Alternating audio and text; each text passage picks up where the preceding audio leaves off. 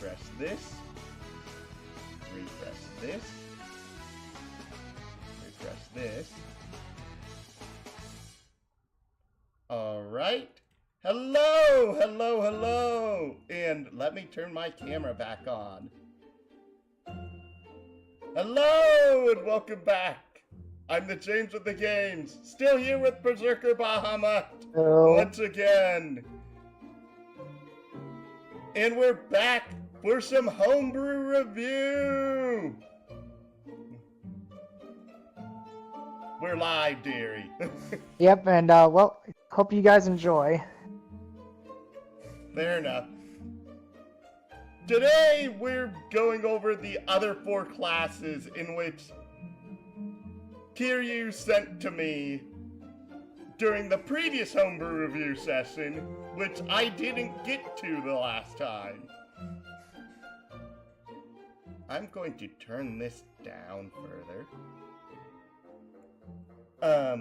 And the first one I wanted to go through is All for One. This being based off of course, My Hero Academia. And the most powerful villain in the series, well, All for One. Which, believe it or not, the entire villain's name is named after his quirk. Which is... I know that, even though I've never watched the series. You should watch the series. It's actually really good. There's like 7 seasons of it, right? Oh boy. Don't worry, it's still really good, but just there's also only 3 movies of it as well. Okay, so first off, Charisma highest ability score, followed by Constitution. Take the criminal background. I don't like that, but I understand that this is a villain. Hit points. 1d10 per All for One level. Hit points, 10 plus con, yada yada yada, that's all the same. Armor proficiencies, none. Interesting. Weapons, simple weapons, and short swords. Tools, choose 1 set of tools or a gaming set.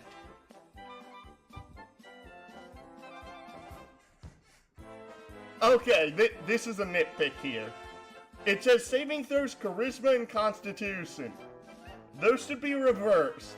I get that they're in alphabetical order, but every time saving throws are listed, they always go strength, dex, con, int, wisdom, charisma. Always. They always go in that order. So it should be con, then charisma. But that's a minor nitpick. And it's 1 major and 1 minor, that's perfectly fine. Choose 2 from acrobatics, animal handling, athletics, history, insight, intimidation, perception, and survival. 1, 2, 3, 4, 5, 6, 7, 8. I believe that's 8 out of 18. That's within the margin of error, I believe. Equipment. You start with the following equipment in addition to the equipment granted by your background: a short sword or any simple weapon, Dungeoneer's pack or Explorer's pack, extravagant clothing. Okay, that I actually need to pull out my player's handbook. Where the fuck is my player's handbook? Here, player's handbook. Here, player's handbook. Why is it underneath this pile of stuff? This is actually interesting. I don't think I've ever seen something reference this. Yes, I literally have to pull out my player's handbook specifically because for equipment, it says extravagant clothing. Since this is not something I have memorized. Okay, so this to me actually feels weird. Mainly because of what Are you actually paying attention? Yes. Because if I would... This is a portion where I would love some banter here. Because of extravagant clothing, especially considering it suggests you take the criminal background, is very strange. I mean, Mainly to be fair though, All For One in the show, he's always seen wearing, well, a fancy suit of some kind for some reason. Then that should be listed as fine clothing, not extravagant. Because if there's a big difference in 5e between fine clothes and extravagant clothes. Extravagant clothes are like what nobility, noble frillery. I know that's not the right word. Nobility? No, like the actual, like, really fancy stuff nobles put on when they're trying to impress people. The frilly suits or what? Frilly robes or whatever? Yeah.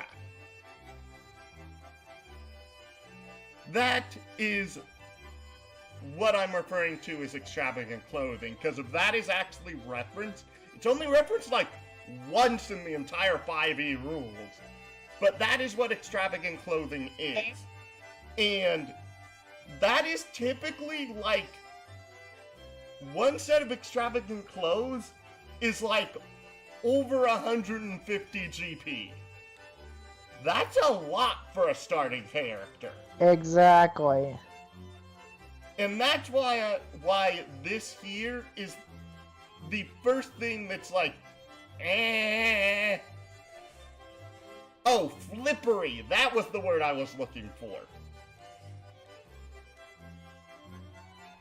5d4 times 10 GP in funds. That's relatively okay. That's an average of 100. And 150 GP is on the low end for extravagant clothes. Most extravagant clothes are over 300 to 500. Right. But... And now the next thing. This is really weird. Oh, it's because if they cut off the freaking level chart. Okay. So this is a full caster with a Monk's Unarmed Strike. That's weird. Okay. At first level, you have awakened the rare power of the All for One. Choose 2 starting quirks shown at the bottom of the class explanation. Your All for One save DC is 8 plus Charisma plus your prof.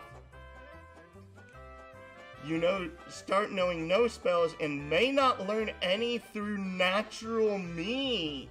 You may only gain spells through stealing them, explained below, and use Charisma as your casting modifier.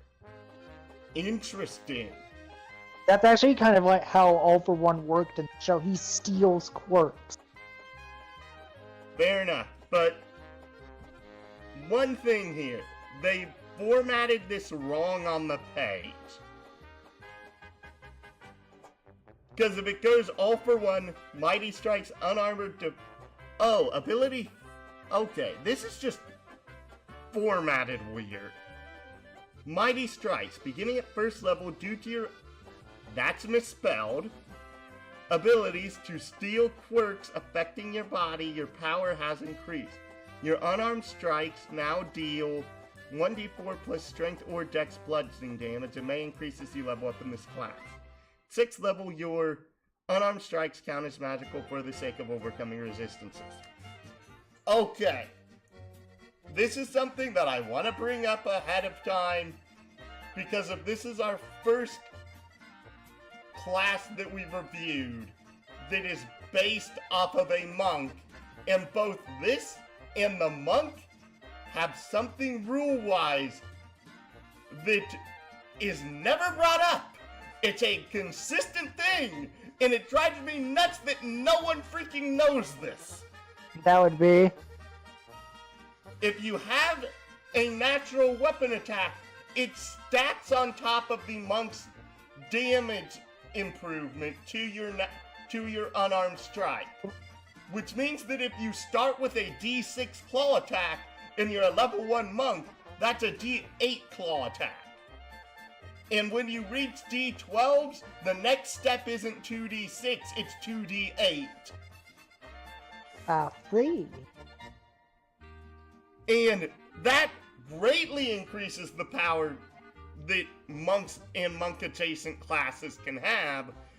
Problem is that no one uses these rules. As far as I've seen, that anyone who has not dipped their toes outside of 5E is done. And I hate it. I absolutely hate it. Okay. Unarmored defense. At first level, while you're not wearing any kind of armor, your AC is 10 plus charisma plus con. 6th level, your AC increases by 1, and you gain plus 10 movement whilst unarmored. I can't argue with this because of its standard unarmored defense. It's a little weird seeing charisma and con, though. Also because of, actually, wait, now that I think about it, there is a problem here. And for that, I actually have to go over here, and I need to check the barbarian. Because if I know... Yeah. Okay. The reason this is a problem is specifically because one of these stats is not Dex.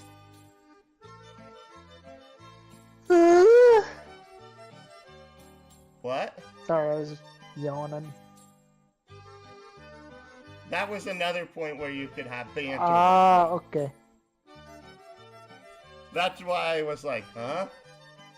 Oh, sorry about that. Again, I was just yawning, that's all.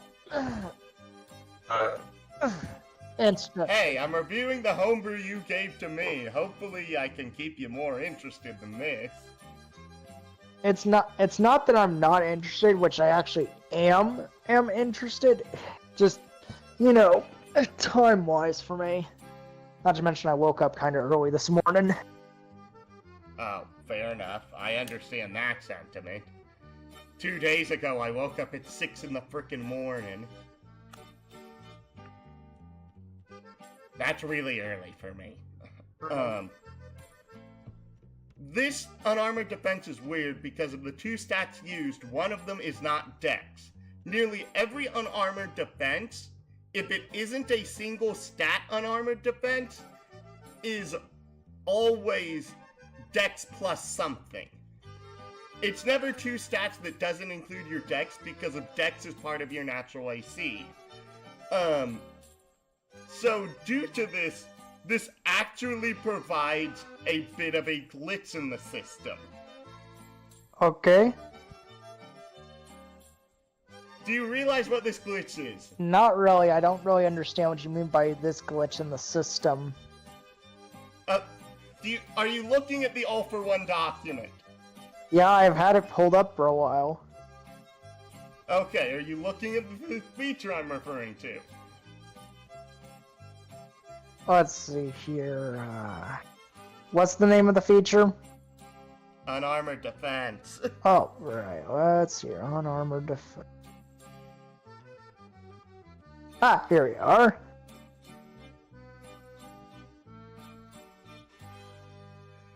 I'm like, actually follow along with me, please. Or do I need to share screen that... Well, I can't share screen it because if you can't zoom in close enough to see Let's see the here. First page. level, not wearing any kind of armor. Constitution modifier at 6. AC increases by 1, and you gain dwell on armor. Yeah, I do not understand what the glitch in the system is. It's because of an unarmored defense of 10 plus charisma plus con, and one of the stats is not Dex. What this actually means, according to the rules, unless you specify it, saying that you do not add your dex modifier to this number. This is technically 10 plus charisma plus con plus dex.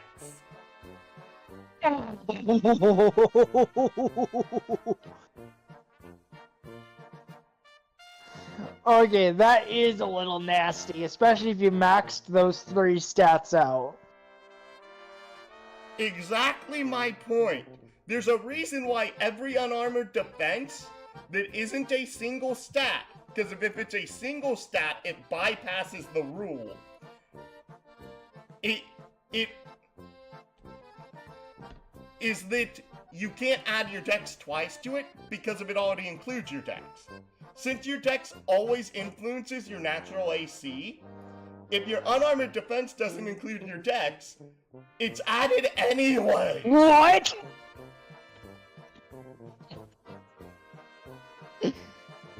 That's why I'm saying this one feature needs reworded to specify saying that you do not add your dex modifier to this equation.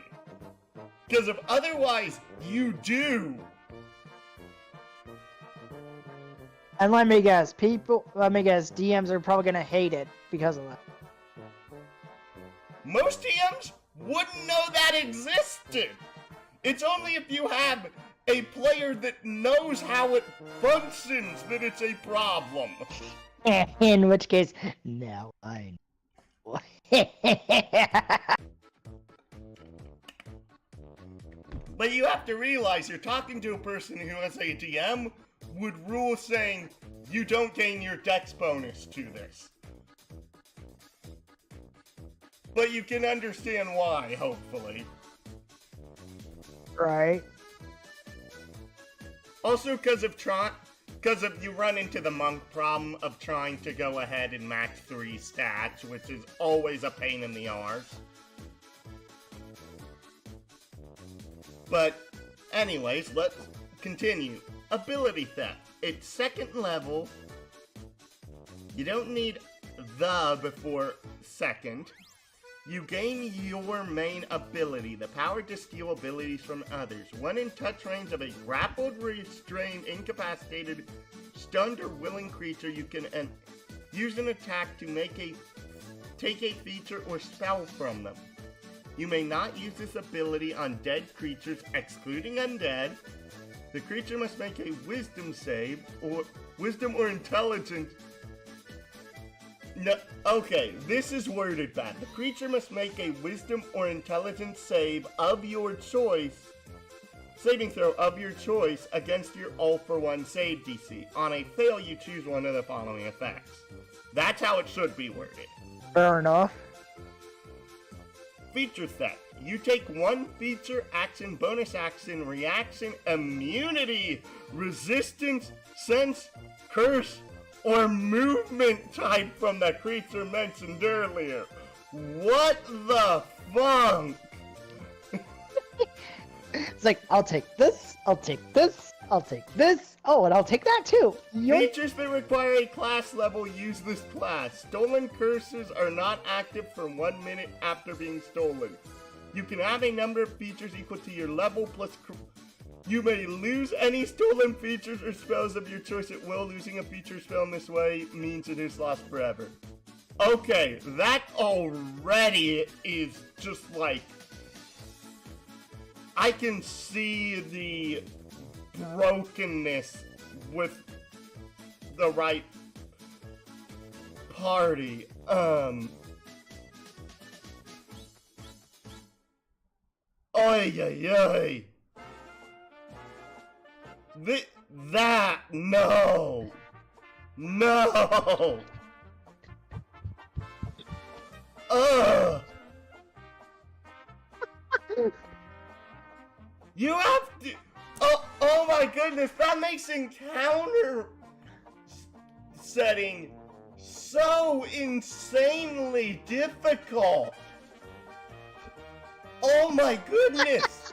This is an utter, just like, spiraling black hole of despair trying to work on as a GM. Yeah, All for One is essentially the. Oh, you remember how that you made me look like a joke with my previous character? This is my FU card. That's. Let me just continue reading after that, like, horrible spiral of depression in 2 paragraphs. Yeah, basically the All for One class is essentially the FU card to any DM that you want to spite. Well, my problem is, this is a superhero themed class for 5e. 5e is high fantasy. If you want to play superheroes, you have Phasric, you have Mutants and Masterminds, and you have Savage World Supers. All 3 of which do supers better than 5e. However, there is going to be an upcoming new tabletop RPG coming out that's basically still using the D20 system, but now it's going to be a direct 5e. It is the official tabletop RPG of Final Fantasy XIV. Ah. Yep, they're making their Square Enix made their own Final Fantasy XIV TTRPG. Huh. Yep. Spell theft. You take a single spell from the creature's list of prepared spells and add it to your known spells. After stealing a spell, you can choose to instantly prepare it if you haven't reached your limit. Hi, Nikolai! Oi, Nikolai, what's up? Spells cast in this way will have their casting time. You do not need any material components to cast these spells.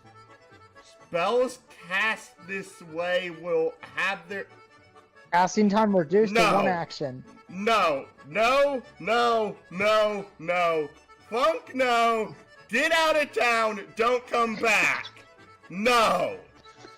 I did tell you that All for One is the ultimate FU card to a DM you hate, didn't I? Yes, but here's my main thing is that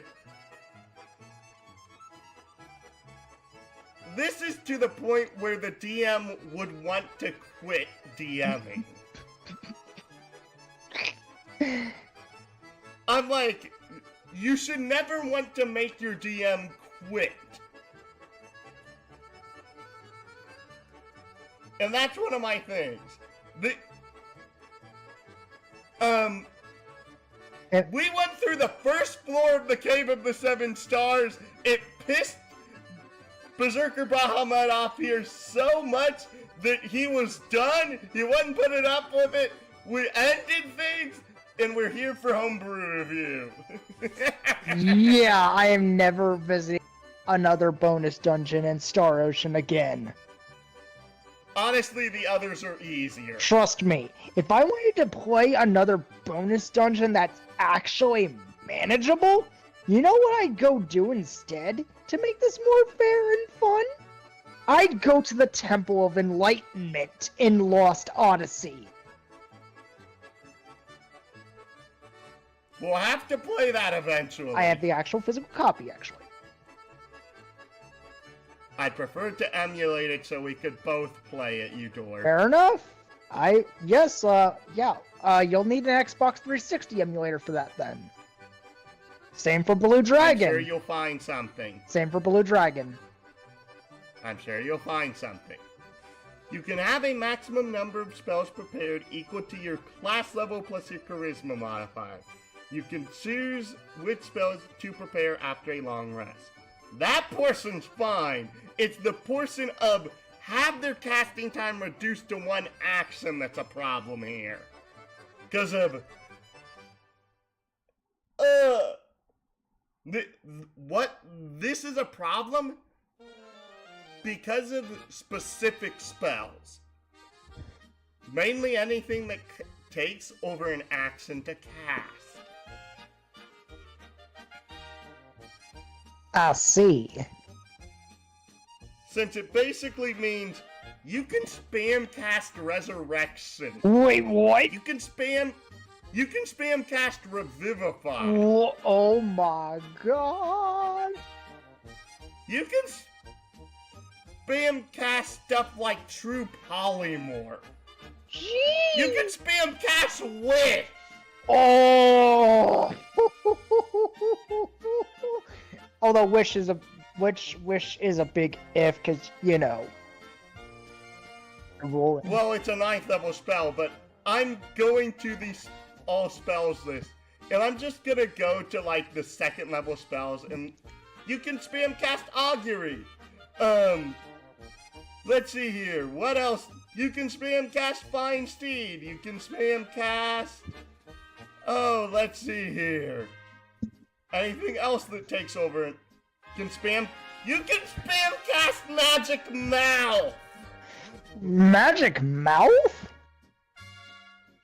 Okay, Magic Mouth is interesting because basically it's how you build, like, a computer in 5e. Oh, okay. But you need dozens of it to work. And if this class could literally make a supercomputer from Magic Mouth in a day. Okay, that's actually kind of funny. If not 2 or 3 days. I'm like, you have to think about that. That takes thousands of Magic Mouths to do.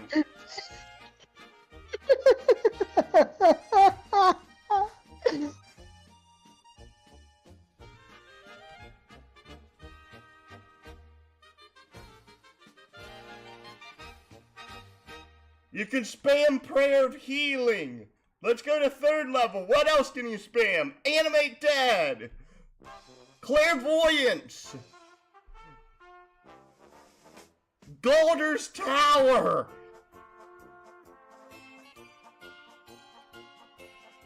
Leoman's Tiny Hut. Oh no! Boy. Oh lordy. Tiny Servant. Going to 4th level. Oh no. Oh my goodness, you can spam Conjure Minor Elementals. Oh no, you have a. Oh, I can see a villain doing that. Just a whole. Fabricate. I can just see the villain being like, I'm gonna conjure a whole army of elementals. Oh, you technically can, because if you can also spam cast Conjure Elemental. Oh, good. Oh no. You can spam cast Hallucinatory Terrain. Oh, that is nasty.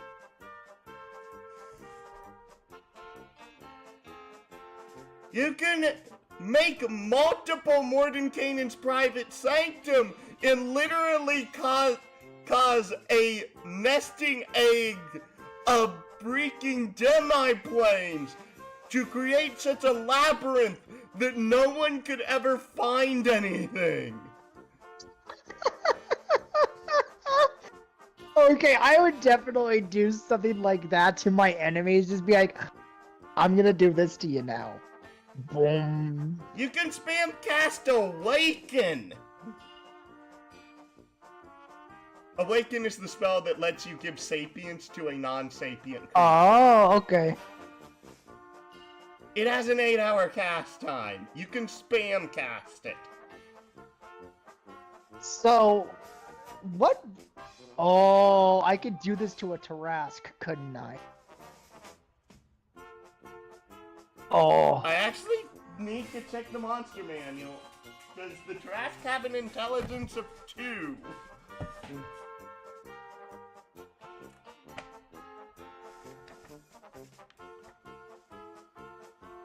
Or 3. Since apparently it works on an intelligence of 3. Yes! The Tarask qualifies! Oh no! No! Oh Lord! Oh no! Behold, the villain has an arm Tarask. Just an army of Tarask at his command. No, Awaken doesn't multiply. Oh, I know. Awaken just makes them sapient. Oh, I know, but still, multiplying them after giving them intelligence. Good point.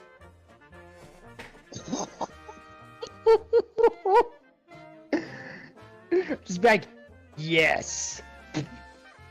And then just Yeah, that's you can tell why I'm like, okay, this is beyond busted by this point. it is outright banned. Yeah, this would be something that I would ban straight up. No hope of ever seeing play. And it's mainly just because of it breaks how the system functions.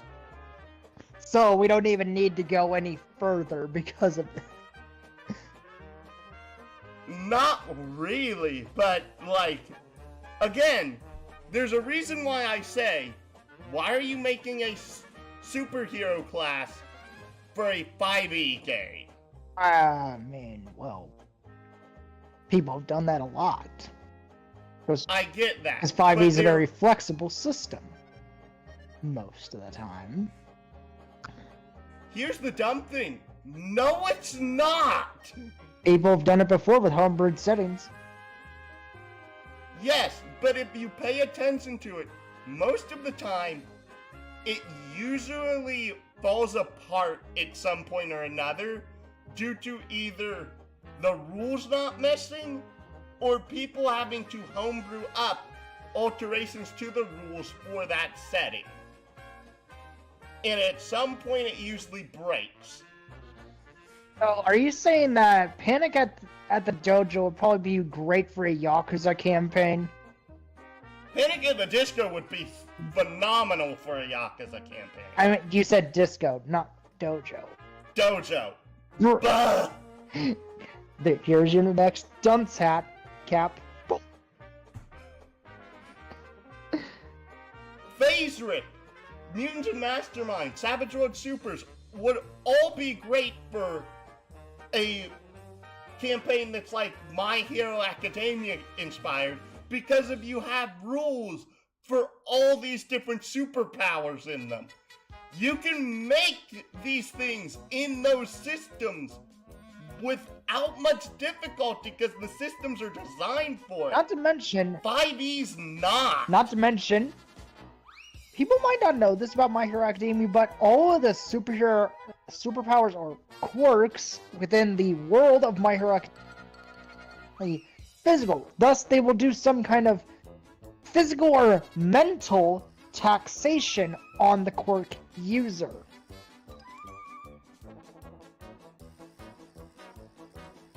For example, when Deku was using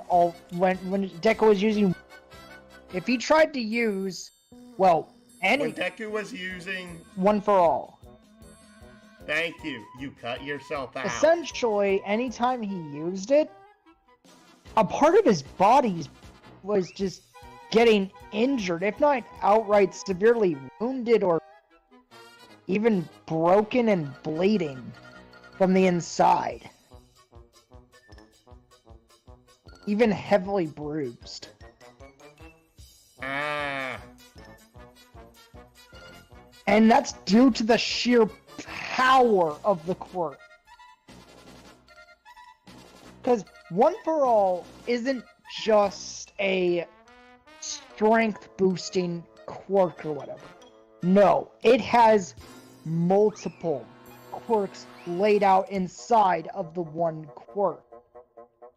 Due to Deku somehow being able to use all of the quirks of the previous generation users of One for All.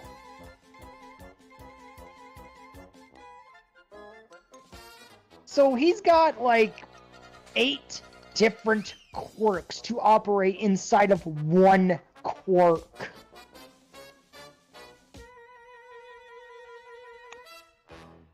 And I'm looking at the way the rest of this class is designed, and I'm like, what? What were they doing here? As a free action... Oh, wait. They have minor telekinesis. Minor regeneration. You can regain 1d6 plus your con mod hit points. Is a free action.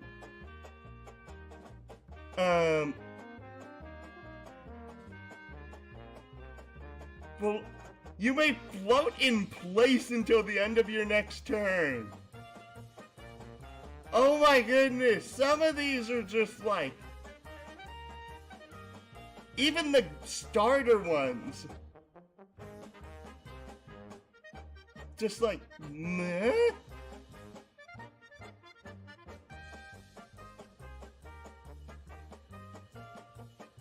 At 11th level, you can make your regeneration as a free action become 4d6 plus con.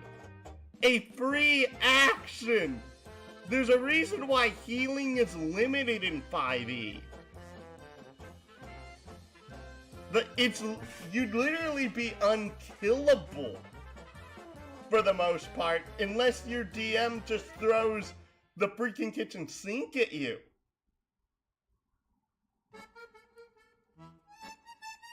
But alright, enough of me bashing on this one. I'm now going to go in here and put, after all for one, rename.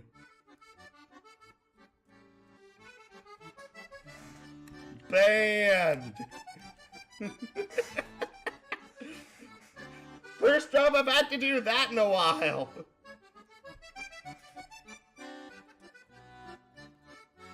Oh jeez. Lord! Unrivaled strength, a human stands firm against a death knight who's gradually overpowering him blow by blow, gaining the advantage. Human roars and rages, his body gains a golden aura, pure power as his muscles swell.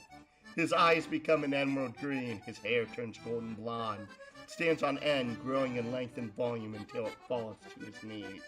His aura surging as lightning crackles around him. Human grins as he launches himself forward with renewed vigor.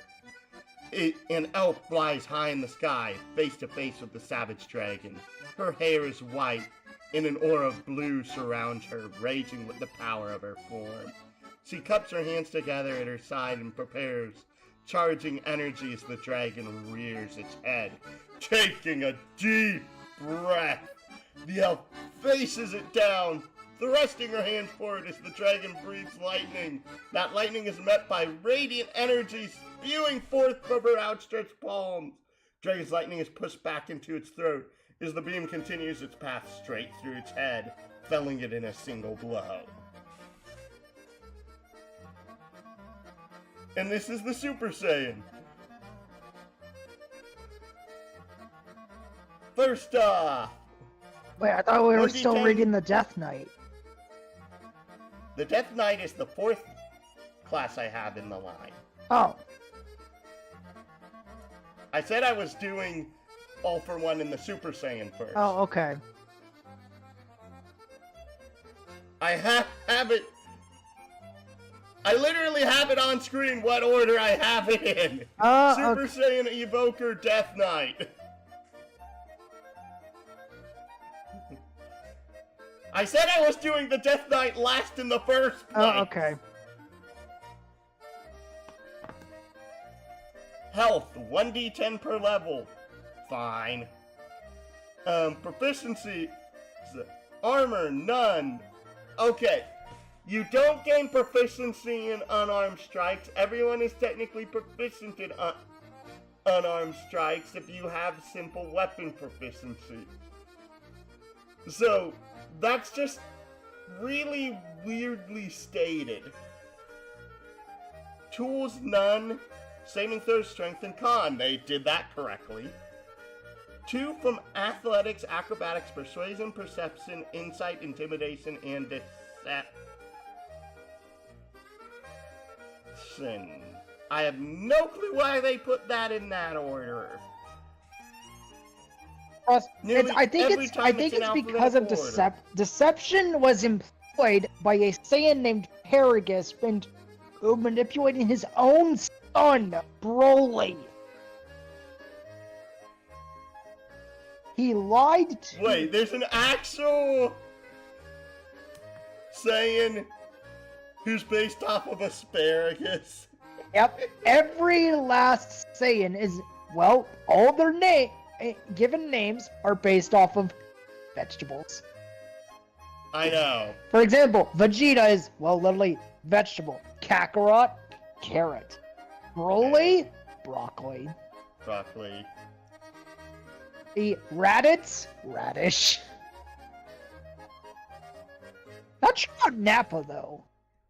Maybe an apple? Who's Nappa? Basically one of Vegeta's former acquaintances before, Vegeta blew him up. Oh, that guy! The guy with the mustache! Ghost Nappa!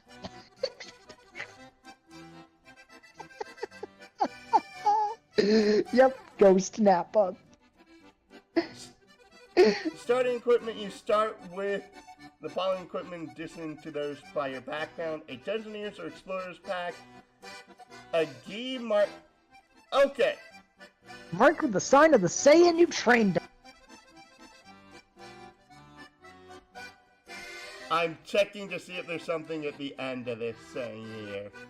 It also comes with the actual Saiyan race, I believe. It does, but I'm looking here to see if it has stats for a gi, and it doesn't. That's a point off for the document. It's literally just a piece of clothing. That's all it is. Then it needs to say in parentheses, same as clothing. And that's a thing because of... I've actually seen some homebrew where it's like a gi is a type of armor meant for monks that increases their base defense by a certain amount, what have you, that stacks on top of their unarmored defense. Oh, That's why I'm like, that gets points off specifically for that. okay. And again, we have another unarmored defense, which is a problem. Oh boy. Starting at first level, if you're not wearing armor or wearing a shield, your armor class is 10 plus con plus strength. Plus dex. Because if it doesn't say, you do not add your dex to this equation. Sorry. I will always give things garbage for that, specifically because of the fact it does not say that. Martial arts. At first level, your unarmed strikes do 1d4 bludgeoning damage. Your damage die increases gain levels in this class. Why does this not go up? Does monk not go up to 1d10?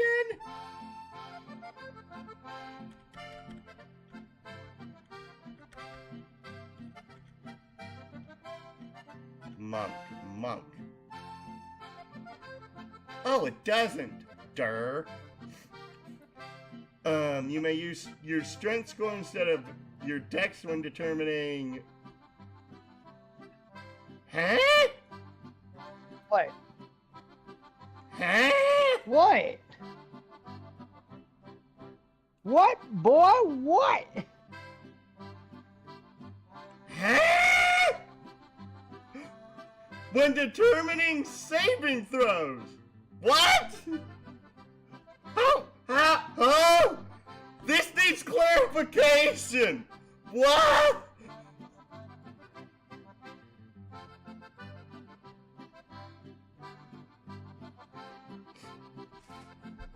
It says you may use your strength score in...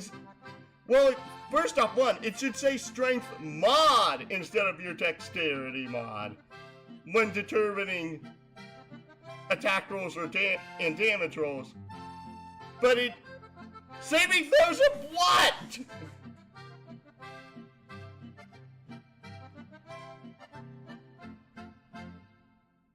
Hey! I don't even know.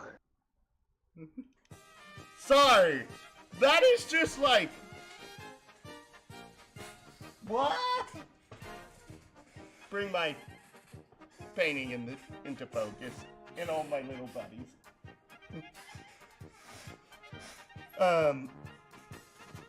Also, at first level, you gain the benefits of Zenkai. When you're reduced to 0 HP but not killed, you drop to 1 HP instead. And you regain 1d10 plus your con mod temp HP. You cannot use this feature after you finish a long rest.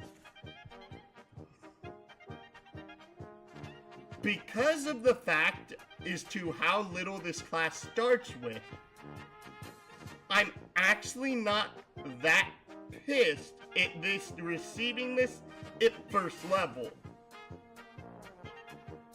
If this had gained more at first level, I would be pissed off about this. Mainly because of, comparatively, like, most classes that get a feature like this do not get this feature until much later. But because of, all you're getting is your unarmored defense, your improved unarmed strike, and this, you don't have much to go on. You really don't. Right. So I feel like that is, like, it's only saving grace if you started a level 1 campaign, basically. Keys. Starting at second level, you have a full deck of key to draw from to fill your attacks in Super Saiyan forms. The base amount of key you have is equal to your Saiyan level plus con mod.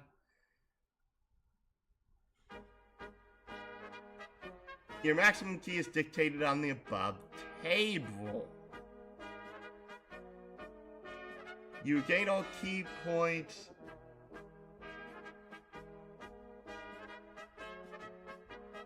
at the end of a short or long rest. DC 8 plus con plus prof.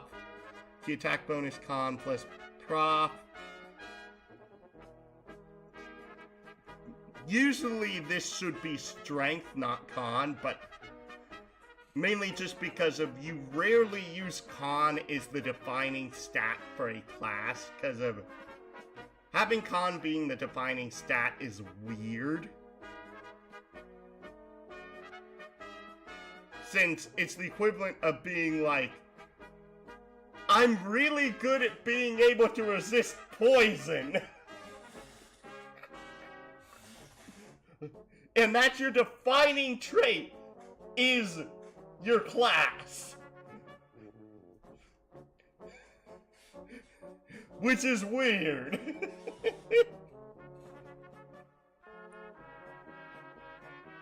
Things to know about key techniques. For the purpose of determining spell level for things such as counterspell, these techniques' spell level is equal to half their key cost rounded down, with a minimum of 1 and a maximum of 9 is normal. Is a Super Saiyan, you are able to use key points to attack with key techniques, all of which are detailed at the end of the class description.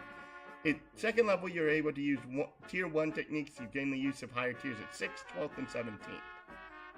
Okay. I would have preferred it to be 6, 11, and 16, since that actually balances things better. Having one of these be 12 especially is really awkward. But that's not a huge deal. My bigger thing here is the portion at the start of this feature that says the base amount of key you have is equal to your level plus your con mod. Your maximum key is determined on the table. Does that mean you regain that amount of key the base key every time you have a short or long rest? Or you only regain up to your base amount of key?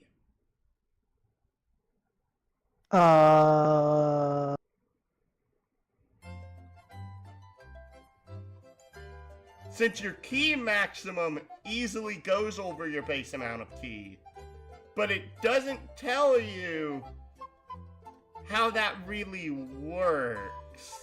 It's weird.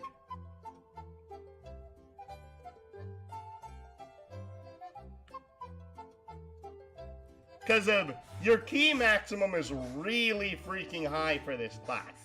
And based off this, because of this feels like a class that's more based around its key than based around its class features.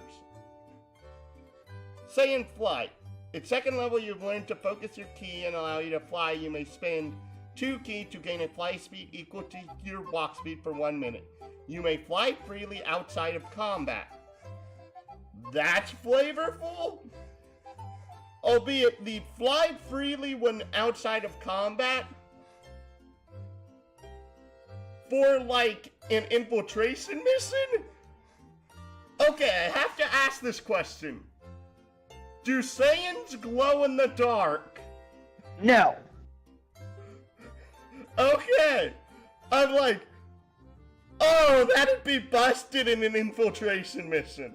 That'd be so insanely busted. The only time they might, however, is when they're in their Super Saiyan transformation. Maybe.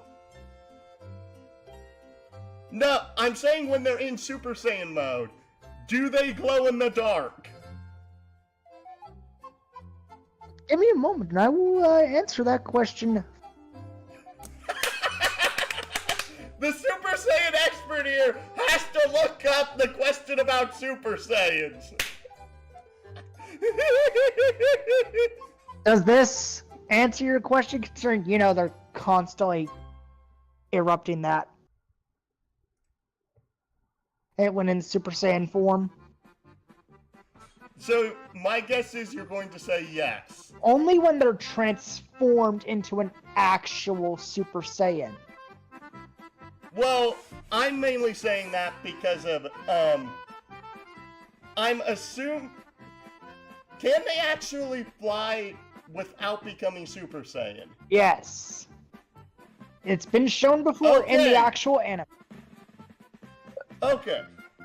Then yes, that'd be like really broken for infiltration.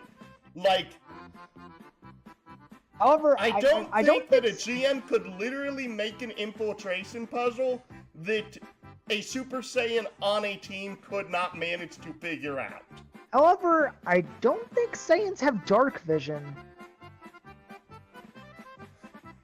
Let me check. This is a class, not a race. I'm talking about the race itself. And besides, I don't think you can play a Super Saiyan without being an actual Saiyan. And you get what I mean? So if it's locked behind that race, lore reasons of the class, the species itself,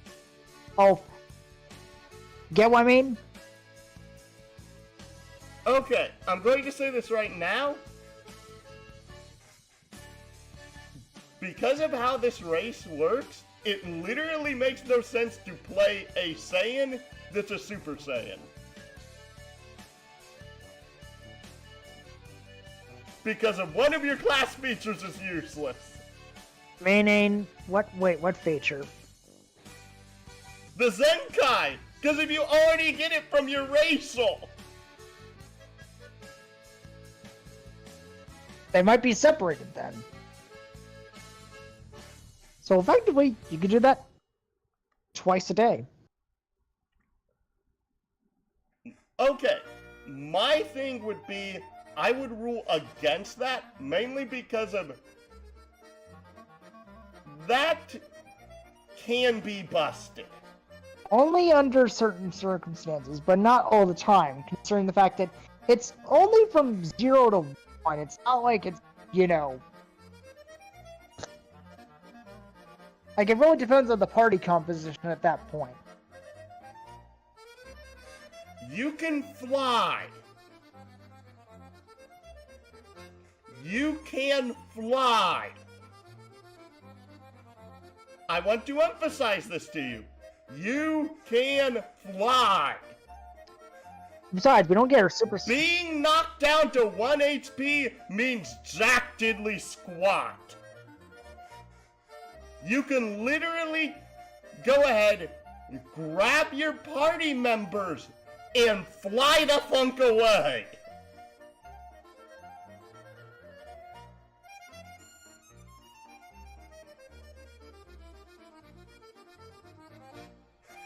There is nothing stopping you. Oh, unless you somehow flavor that there's going to be attack. Can you say that again? Because if you cut out Unless, that of time. course, you're going to somehow flavor where there's ranged attacks of opportunity. Okay. Kind of like the, Technically, that's the thing. kind of like the, Overwatch function in Ranged games. attacks of opportunity are a thing, but they happen so infrequently due to how the rules for them work. For example, But like how it works when, with a little, weird action feature in the XCOM series called Overwatch. Basically, how Overwatch works is basically the enemy is within your range of fire, and they move into your line of sight, right? Or they move at all while they're in your sight. You take a reactionary shot at them. fair enough, but I was more bringing that up because of, like, straight up, because of your class feature giving you flight, it does not matter. If your Zenkai goes off at any point, you can legit just grab 2 members of your party, and hopefully the last member of your party knows how to get away, save the 2 squissiest members of your group, and just fly the funk out of there. It does not matter, because of literally, if you are hit again, which the enemies are unlikely to do, guess what? They'll be You're still alive! alright, further beyond. Yeah, that's my point, is that that's why having 2 of them is really busted. I'm not exactly concerned what if they're able to, attack you multiple times. Again, you have to remember, you can fly, you're flying away with the rest of your party with you. And overall, it's also a lot harder to hit a flying opponent. I don't think you realize this, I point you to every freaking spell casting enemy in the game. Okay, that's an AoE. I'm not gonna get into that right now. I'm not talking just AoEs. Magic Missile, Firebolt, Eldritch Blast. Oh, Magic Missile would be the one thing that would bring you down. Magic Missile is the perfect counter argument to that. Firebolt, Eldritch Blast. Need I go on? Any freaking arrow shot, even. Or even a javelin, for that matter. Oh, the javelin would not hit you. But the javelin would an arrow straight up would not get you, hit though, still. An arrow can hit you, And a crossbow but bolt would be relatively So would a hard. crossbow bolt. And Crossbow bolt probably wouldn't hit you. and if we are also going to include, gunslinger stuff, then yes, a shot from a gun would hit you too.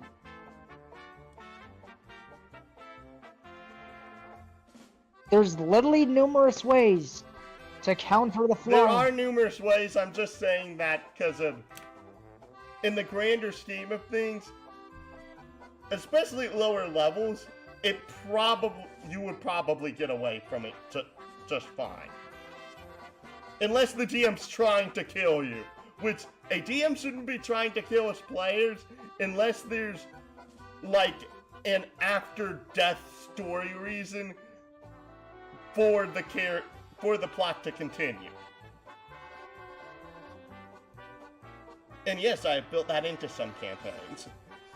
Besides, we don't get our Super Saiyan transformations until level 3. Level 3.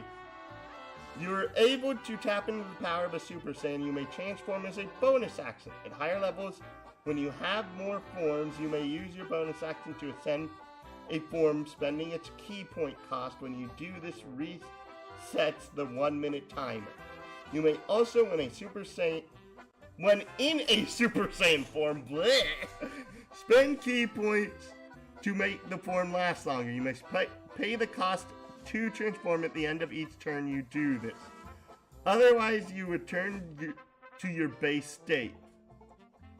Beginning at 3rd level, you can use your bonus action to spend 1 key to transform into a Super Saiyan.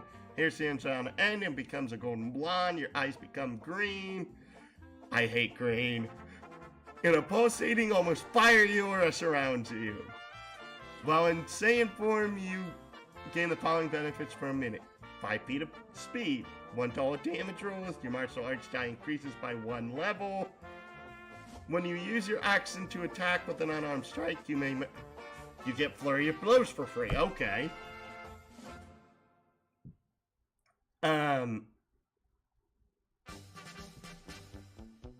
This is far tamer than All for One was.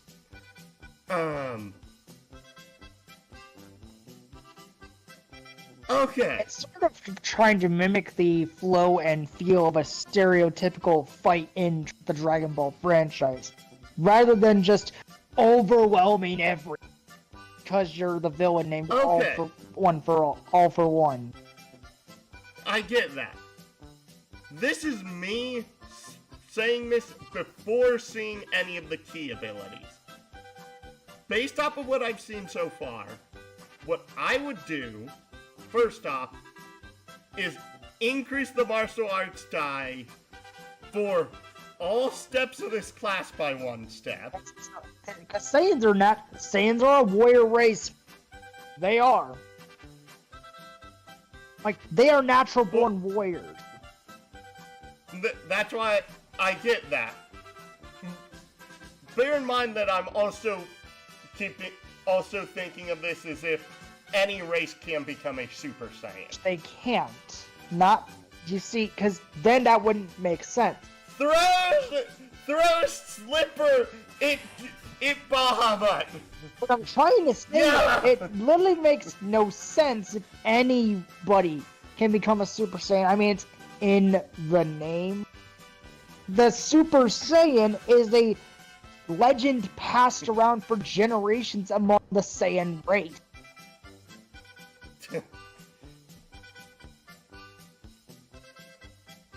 And every 1,000... You're talking to someone that's only seen, like, the first few episodes of Dragon Ball Z Abridged.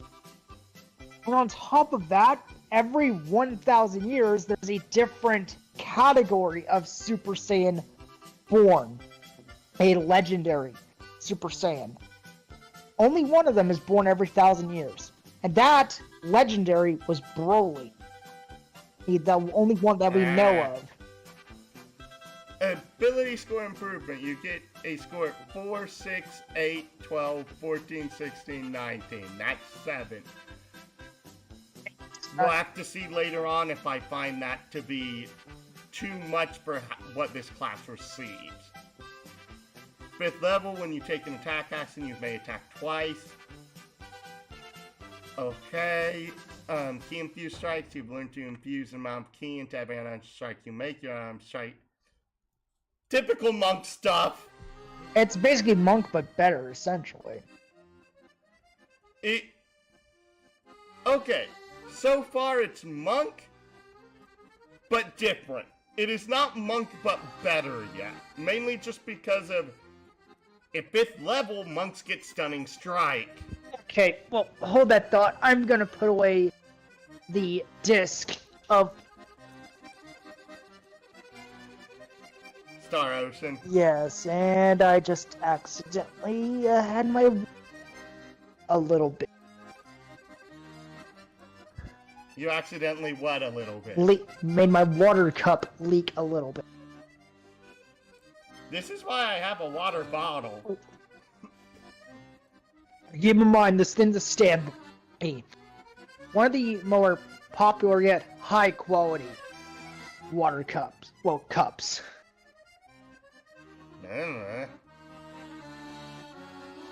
Like, I kid you not, I cannot take these to work with me because of how popular these things are. Do you know what people might do? I have a Stanley. He might try and steal it from me. You cut out a bunch during that sentence. Essentially, if I tried to bring my Stanley to, which I wouldn't, they might steal this cup from me because of how popular these things are. Yeah. That's why I leave mine at home.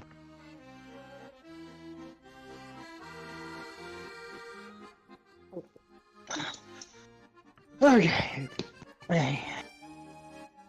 Now, excuse me while I go put Star.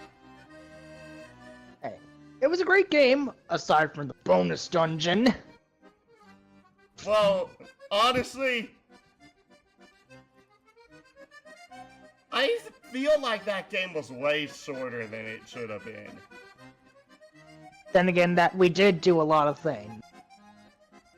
No, the actual story for that game felt, even though the themes were great, it was so much more compact than the other entries in the series. Well, hopefully once we finish up, once we get around to it, like, once I upgrade to PlayStation Plus Premium, or we wouldn't even need to, because we could just emulate Star First Departure R, right? I prefer using First Departure R, not the original First Departure, you know? Well, no, duh. I don't have a way to... You would need to find a way to emulate that if you wanted to. Okay, let me check what First Departure R is, okay? So that way I can figure out what we need to emulate Star Ocean First Departure R. Well, we have plenty of time for that, but you don't need to do that right this moment. I mean, you have Super Saiyan 2. Beginning at 7th level, you are able to use your bonus action while in Super Saiyan to spend 2 ki and transform into Super Saiyan 2. Oh! There's actually 3 different ways of emulating. 3 different kinds of emulators are First Departure. The Nintendo Switch emulator, PlayStation 4 emulator, or there's the PlayStation Portable emulator. Neat. Your hair stands straighter and more rigid, and lightning pulses through your aura as your speed and strength increase. Lose the benefits of any previous forms and instead gain the following benefits for 1 minute. 10 feet of speed, +1 to all damage rolls, and your martial arts decreases by 1 level. I said decreases instead of increases. Derp. When you make an unarmed strike, you may make another unarmed...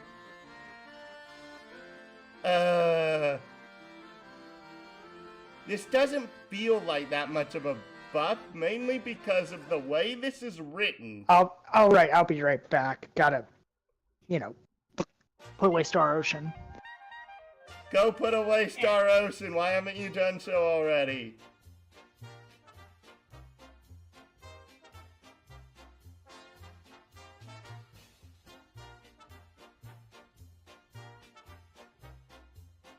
Tell me the sheriff's in.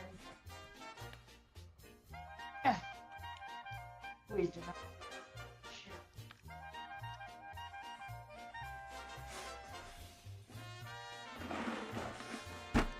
And forgive me, I am hungry.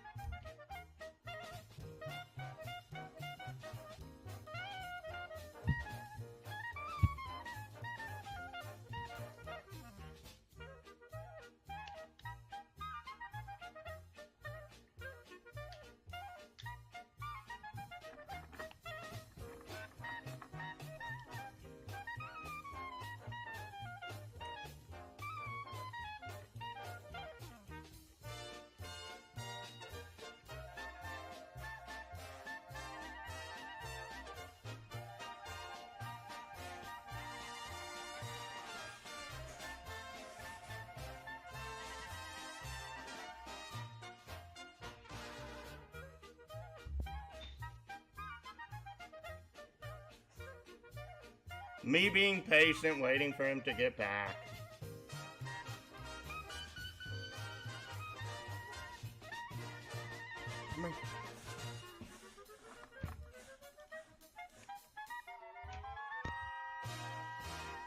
Oh, I just noticed from Nikolai. Can I still cure you for some questions? Steal him for what questions?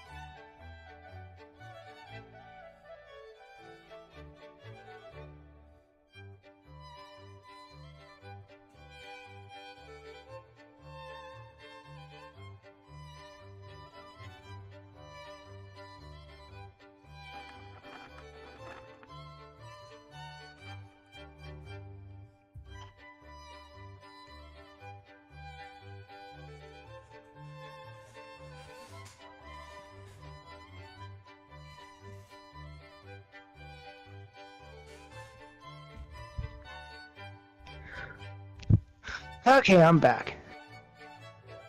Welcome back. Yep. Okay, I'm going to say this right now. Super Saiyan 2 does not feel like a buff at all because of how this is worded.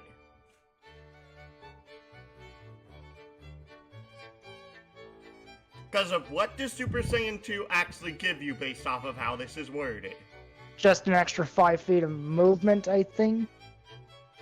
Correct. Is that all it gives? Yes. Because of it says you lose the benefits of any previous form, and instead gain the following benefits. Oh. So you don't... Yeah, that's pathetic for a 7th level feature. That is absolutely pathetic.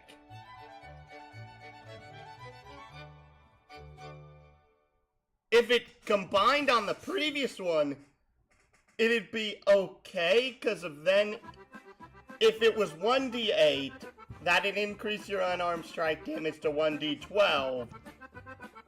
But that wouldn't really do anything until 10th level, because of then that'd increase your unarmed strike damage to 2d8.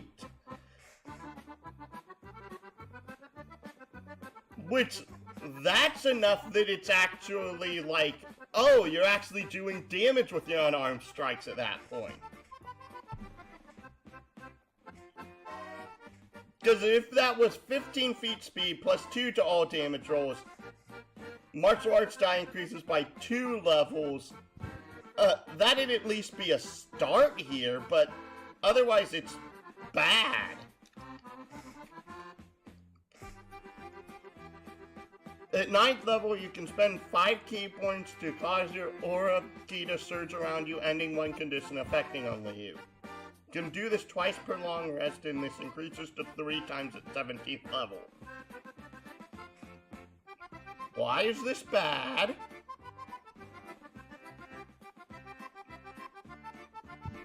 Why is this bad? I don't know.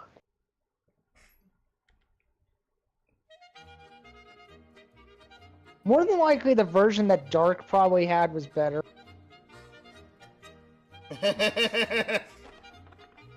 11th level, you ascend to a new level of power. When you are in Super Saiyan 2, you must use a bonus action to spend 3 keys. So note a total of 6 at this point to transform into Saiyan 3. Hair goes down to your knees, and your eyebrows vanish, and lightning sparks more intensely from your glowing aura. You lose the benefits of any previous form. Okay, again. you aren't gaining, you're only gaining 5 feet of movement, you're only gaining +1 to damage, you're gaining evasion at 11th level, which is later than it should be. Because if rogues get this at 7th level, and so do monks, I believe. Crap. What? Yep, I'm gonna have to find the version that Jar.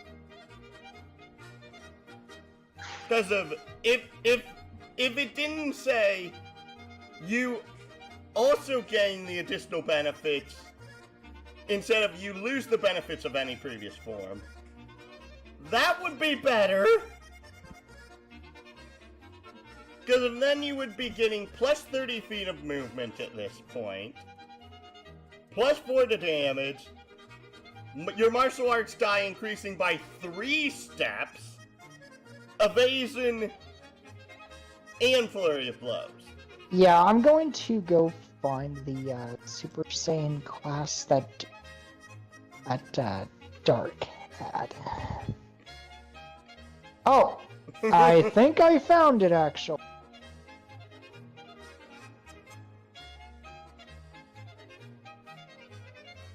Yeah, let's check a look at the other version and see the. And hopefully this one's actually better.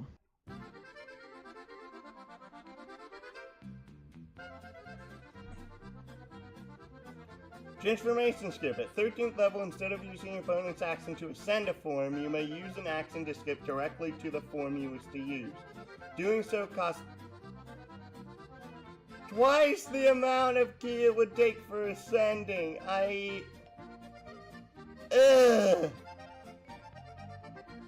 Well, transformation skip doesn't even do anything until you reach level 14, because that's the first time it actually saves you key to use.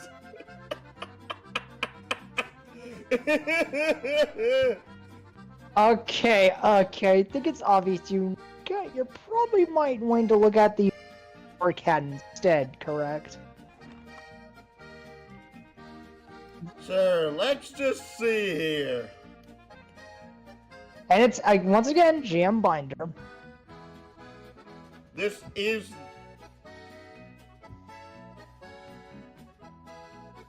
And it's got even extra transformations aside from, you know, the standard ones that it was showing in the other document. Okay, this is literally the same.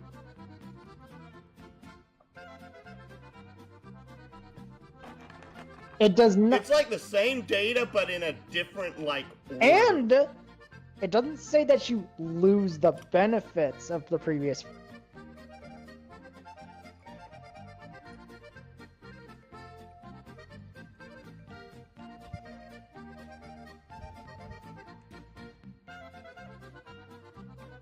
It doesn't say that you lose the benefits of a previous form. That's the key point there. Hey, I made a monk joke. Unarmored defense. 10 plus con plus dex, it works! Yep, there you go. I don't see any of its proficiencies because if they aren't on the first page because they broke the columns. Oh. Let's see. Where? It's literally on the first page, but because of how GM Binder stores information, there is seems to be like a rather infamous glitch of people just accidentally misformatting the columns. Yeah, I cannot find the base feature. Martial arts. Oh, you can. Same thing. Oh, I'm guessing you're not looking on PC. That's why you can't see it. What?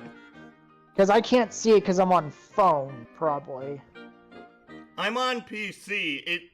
On the first page, look at the very right side of the page.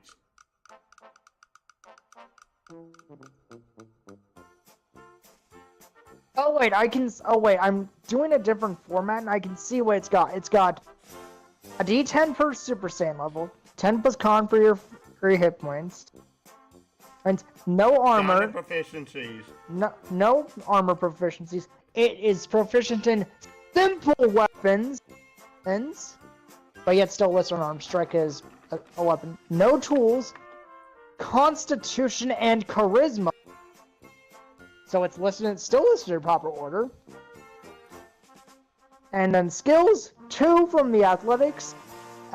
Choose from between athletics, acrobatics, persuasion, perception, insight, intimidation, and deception. Your starting equipment. Yep. Starting equipment is a quarterstaff, a dungeoneer's pack, or an explorer's pack. And on top of that, you also get, of course, the sign of the Saiyan.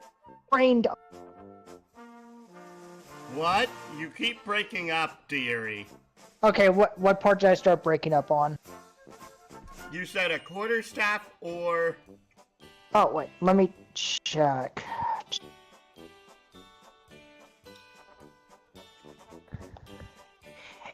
A quarterstaff or a simple weapon. Okay. A dungeoneer's or explorer's pack.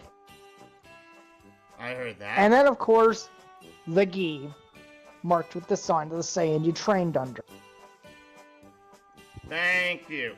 So there's your stuff that you were looking for, correct? Yep. Kaioken, at first level, you may use your bonus action to use Kaioken. Or it's actually pronounced Kaioken. I'm going to continuously butcher that, just to let you know. Okay. Believe it or not, for some reason that ability was also called Kai's Fist. For some reason. Kai's Fist? King Kai's Fist. I don't know why. You gain the following benefits. +1 to damage, +5 to speed, +1 to damage dice to the damage of you. That needs better specified, because if that's like, okay, is it meaning one die step, or one die of damage? I think it means an extra damage die. That's what it's meaning. Yeah, that's exactly what it means. It means an extra damage. Every round you use Kaioken, your max HP is reduced by 1 in the end of every turn you use it. If this would cause you to go below 0 HP. This would cause you to go below 0 HP. You are rendered unconscious at 0 HP.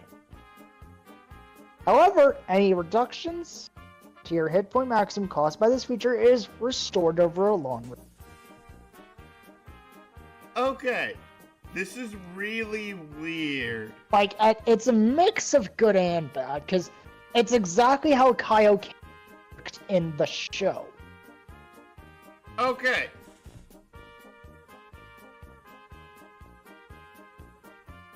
I would honestly completely rework how the negative works here. Okay. Because of the way this works as is written, I understand where it's going, but it doesn't feel for 5E impactful enough. And honestly, I would probably buff it as it leveled just due to how I would change the nerf. Because of this, I would change it to, for every minute of use, your con score decreases by 1. I see. Which is a much heavier nerf, and there are rules already written detailing how ability score rejuvenation works. thus meaning you already have precedence in place to how this would heal, and if you use it for a long enough time, it may take multiple days for you to heal from that use. That makes sense? Right, that actually does make it even better. And I feel that that would be far more thematic. I see.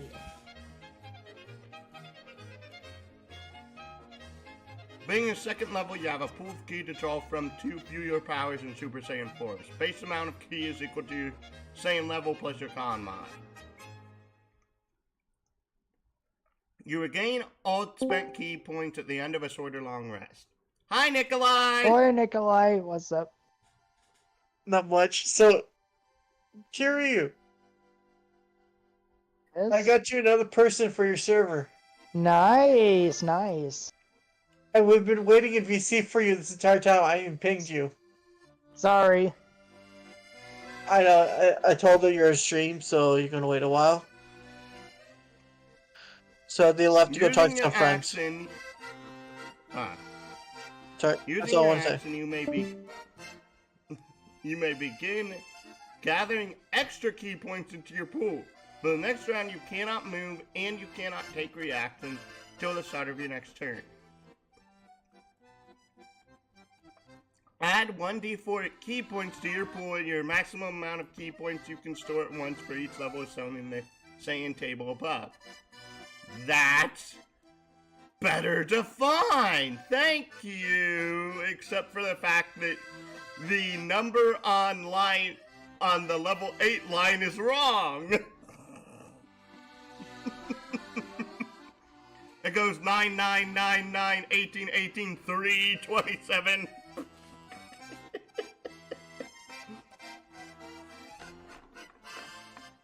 That one typo!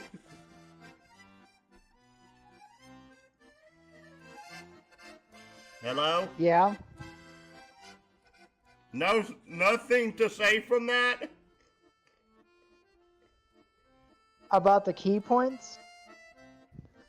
About me noticing the error in the key points, yes. Oh, yeah, this is really kind of weird. In addition, the die you roll to generate gets larger as you level up. It's shown as... Oh, it's the same as your martial arts die, okay. At second level, you're able to tap into your Super Saiyan forms. In order to enter a Saiyan form, you must use your bonus action. You may use your bonus action to ascend a form, expending its ki point cost. When you do so, this resets the 1 minute timer. You may also, when in Saiyan form, spend ki points to make the form last longer. Yada yada yada. How also, on top of that, this Super Saiyan 1 form says, your eyes become as cold and blue, not green.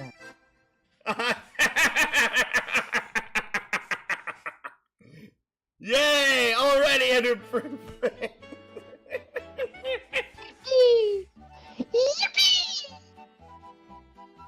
When in Super Saiyan form, you gain the following benefits for 1 minute.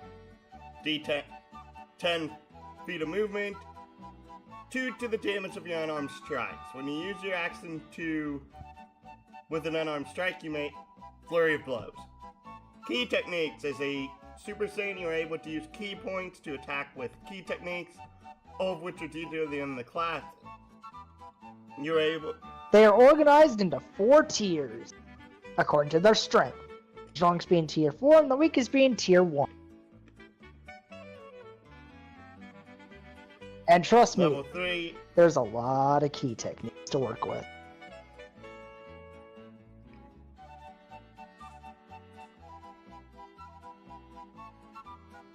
Oh, right, level 3. Okay, and again, I honestly would have preferred it to be like 2, 7, 2, 2, 6, 11, 16, and not 3, 7, 13, 18. Also, because of this should be 3, 7, 12, 17. This should be split by 5s, not by... Not by 4, 6, and 5. Yes.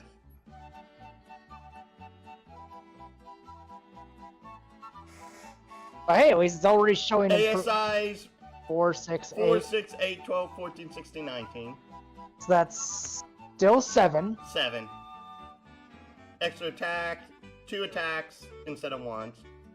Super Saiyan 2. You get this on 6th level.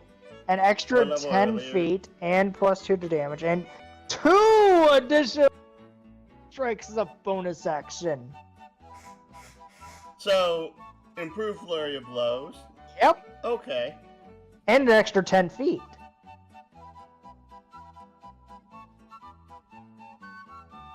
And you might Okay, this is weirdly worded because of the next one says, when you take an attack with an unarmed strike, you may make an additional unarmed strike as a bonus action. What? You must spend 3 key points. Your hair grows down to your knees and lightning leaves your aura, replaced by noticeably bulkier muscles. Black tattoos appear on your forearms in geometric designs, and a halo crowns your glorious mane of yellow hair. You gain an additional 5 feet to speed, plus 8 to damage, plus 8. So that's a plus 12 to damage. Yeah, so essentially, however, keep in mind that as to why it's only an extra... It's because Super Saiyan 3 is a more power-based transformation. Unlike the other two forms, which are more of a balanced state of power and speed. And it also burns through ki the fastest. As in terms of the original 3 Super Saiyan forms.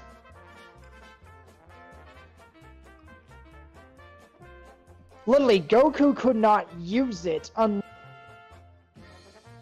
already dead. Goku could not use it. Unless he was already dead, in which case, when he was using it against Majin Buu, he was technically still dead, yet somehow fight against Majin Buu. He was somehow still dead, yet He was allowed to intervene in the fight against Majin Buu. Okay. Using the Super Saiyan 3 form. That's the only time we Resistance- saw him use it. Resistance to non-magical slashing, piercing, and bludgeoning damage. That's not very interesting at 9th level, mind you. Whenever you make an attack with your unarmed... We already know this. At 10th level, you learn to focus your ki to fly. In Super Saiyan form, you may spend... Oh, it says whenever you are in Super Saiyan form, you can spend 2 points to gain a fly speed equal to your walk speed for 1 minute. There's an improvement right there. And a balanced one at that. Why do you say that's an improvement? I'm just saying it's a more balanced approach, meaning you could only use this while you're in a Super Saiyan form. So that's burning ki, top of having to burn ki for your Super Saiyan form. It also says you can't use this outside of combat. Wait, what? Freely. Oh. The other one says you can use it outside of combat freely. So in other words, this which one makes this a downgrade. it's still more balanced.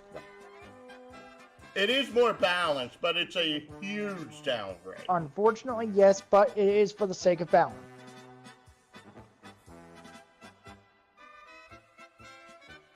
Next up, You have to remember, it does not give you a limit as to ki regeneration.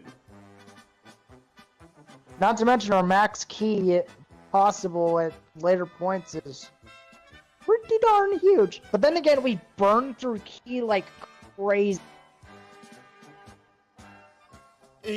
Remember, you don't have a limit at how many times your ki can regenerate. So technically, you can always have topped off ki. Wait, where does it say we can actually charge our ki The last paragraph on the second page. Oh, okay. Yeah, but that's only if you don't move at all. Oh. Like, you can't do anything else. And what's the problem of doing that outside of combat, dearie? Oh, you're right. It does not say you have to have your adrenaline pumping and be in combat in order for that to work, does it? Oh boy. You can do this outside of combat! Oh, yep, you're right. But to be fair, we do still burn through it like anyway. You know? And all it does, it only takes you 12 seconds to do. 12! That means at that 10th level, you would be healing 5d6 key points a minute.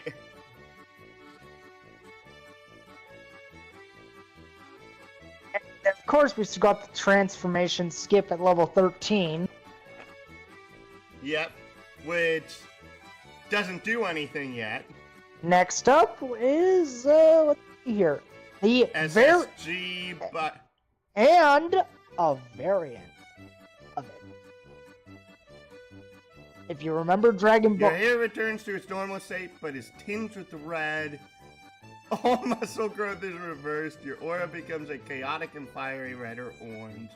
Seem to emanate... That is not how you spell emanate. A power... A power not of this world. This form gives you the following benefits and lasts for a minute. Plus 60 feet of movement speed. Plus 1 to damage. When you make an attack using your unarmed strike is a bonus action. And you can take the disengage, dodge, or dash actions as a... And when you make an attack using your unarmed strike, you may make 4... Oh, okay, it's 4... or additional unarmed strikes as a bonus action instead. Oh, that's good. And Godly Keep. Here's the irony. If you're using this, you're never doing that. What do you mean? What do you... Dear, this feature is giving something no other class in the game gets. Yep. What? Yep. My question to you is, what is it? A lot more than 2 extra attacks as a bonus action. No. Then what does it give? This is the only instance in all of 5e that I have ever seen of someone being given dodge as a bonus action. Oh, that makes it really good. The only instance. Oh, and here's another one as a bonus to this form. Godly Key. When you spend any number of key points on one of your techniques, treat every 1 key point you spent as 2 for the purpose of dealing damage. Determining damage.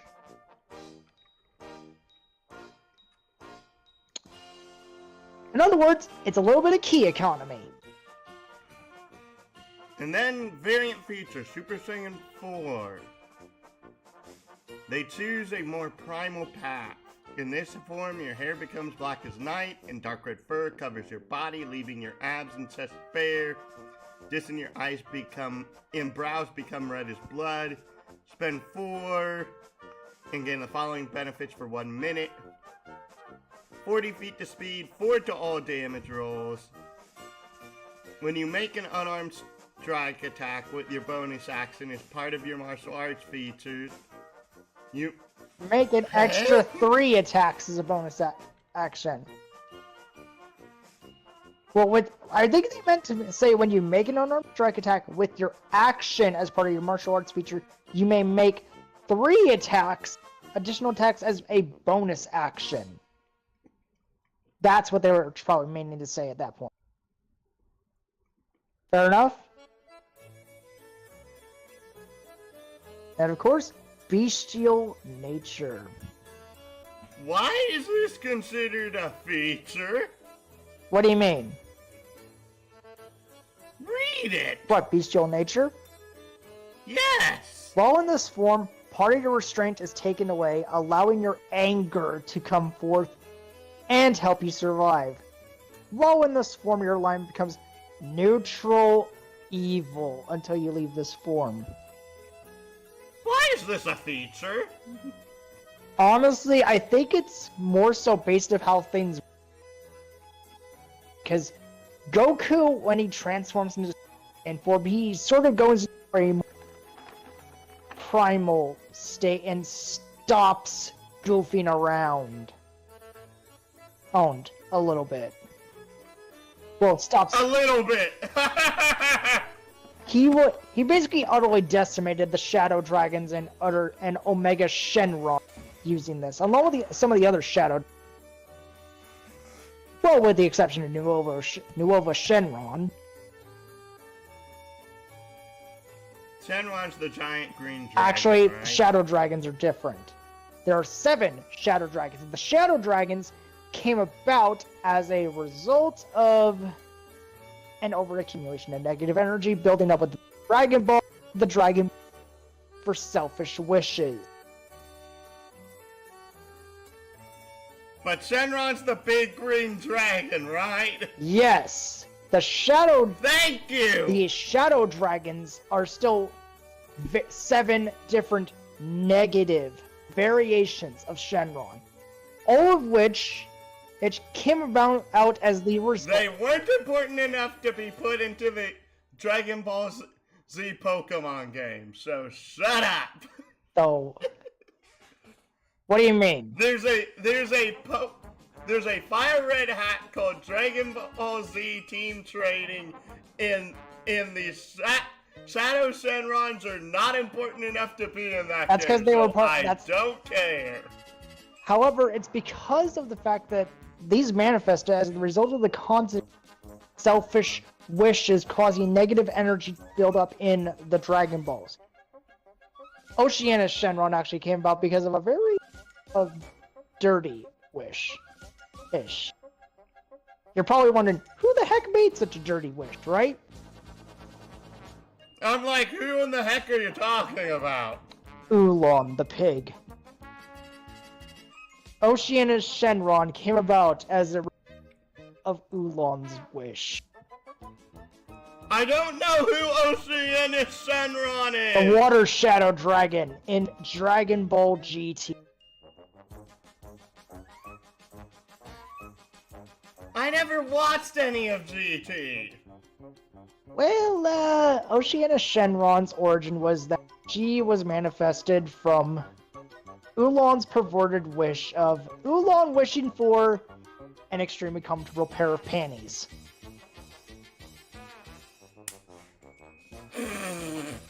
Yeah, that wish is what manifested Oceanus Shenron.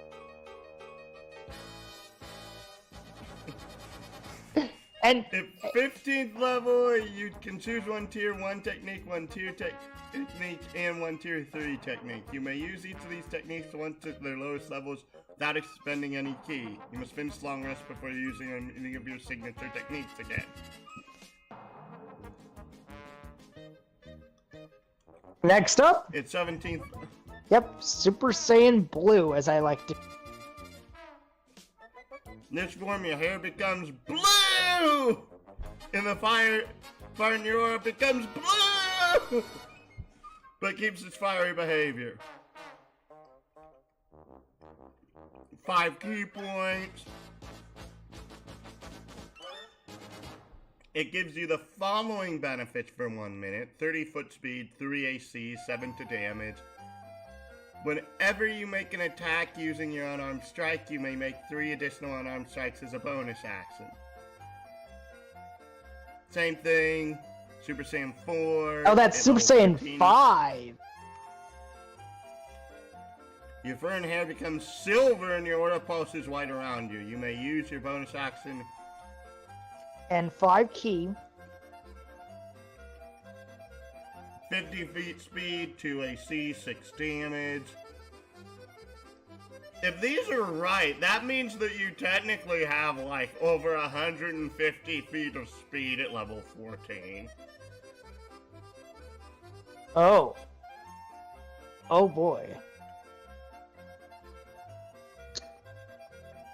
If these do stack on each other. We don't know if they do or not. But it would be interesting if they did. The thing is that the damage isn't stacking up terribly efficiently. Unless, because of like, if it's stacking upon each other, it's only increasing in damage like flatly. Right. And it's not increasing the damage you roll. Which means that, like, this is a far more average class in damage, and this would work so much better in Savage World Supers. There you can actually feel like you hit like a truck. Anyways, on to the final 2 transformations. Ultra Instinct. Ultra Instinct. I thought I tried to pronounce that right. Blah, blah. At 20th level, you gain the ability to enter the final form a Saiyan can possess. Ultra Instinct.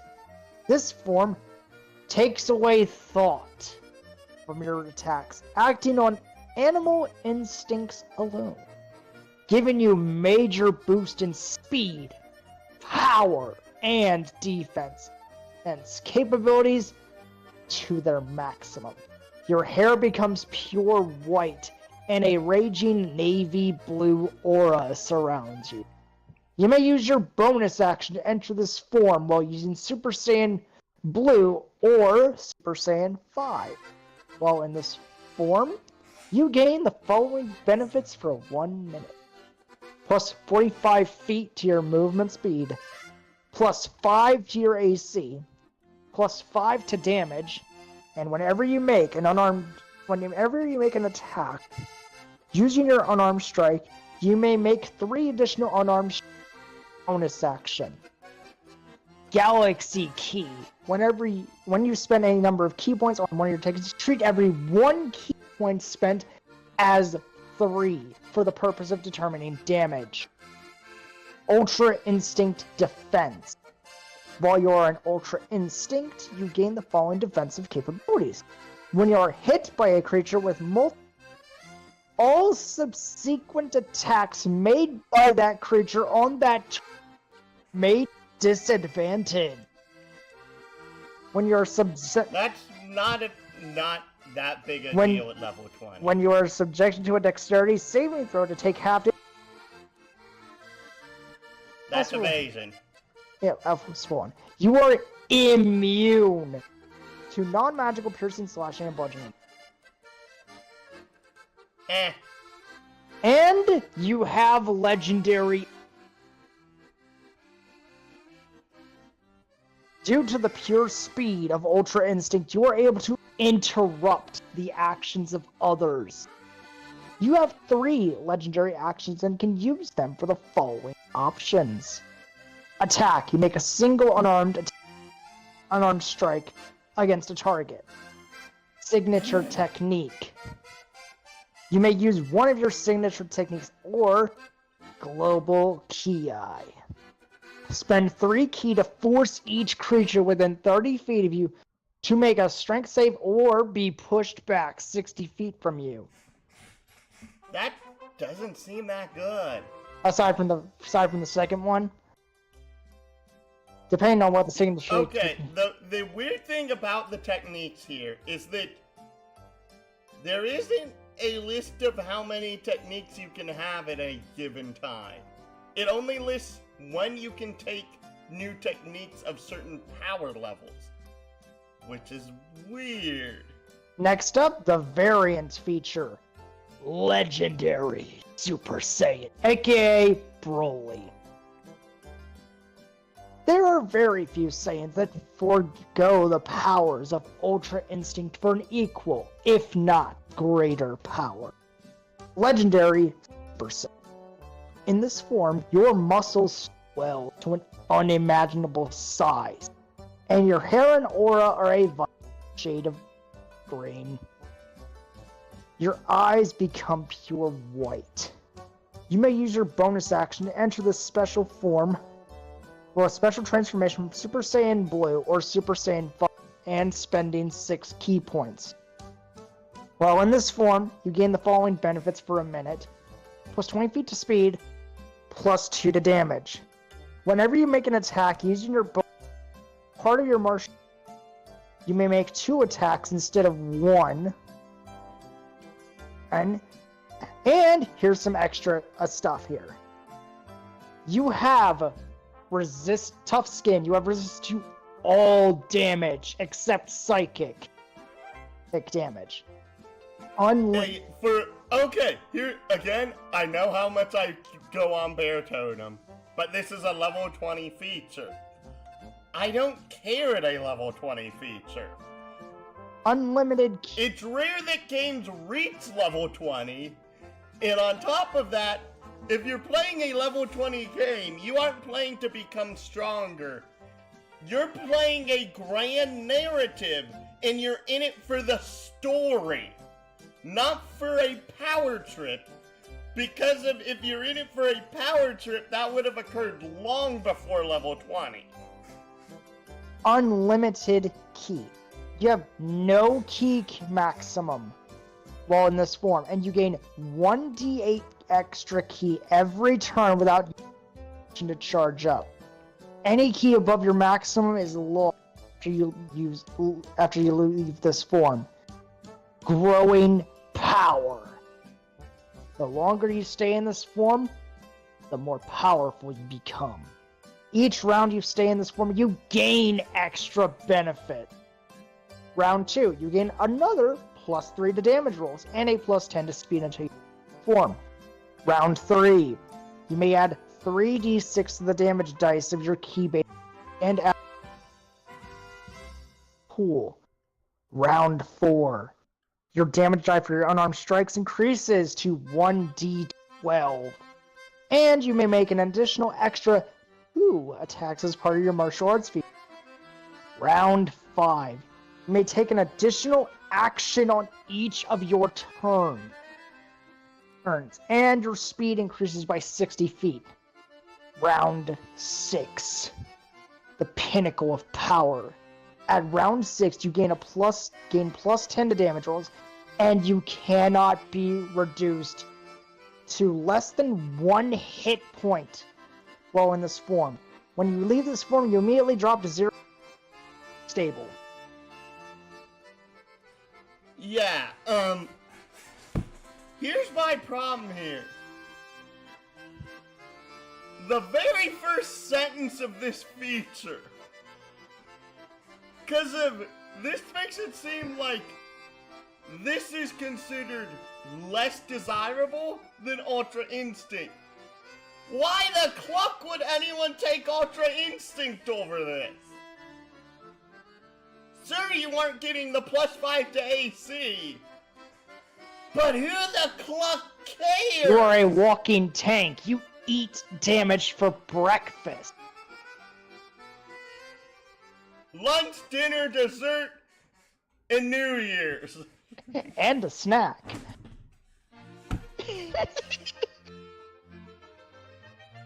No, the snack is the enemy's tears. Yes. As Broly said himself, no, I'm not a monster.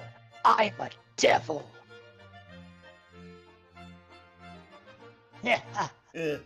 Kakarot, how much do you love your son? Proceeds to literally break the back of Gohan. Ah. He broke But the back hitting my of mangoes real Goku's quick. son. Ow, my rear end. Broly caused his rear end to break. Go, Broly, go, go.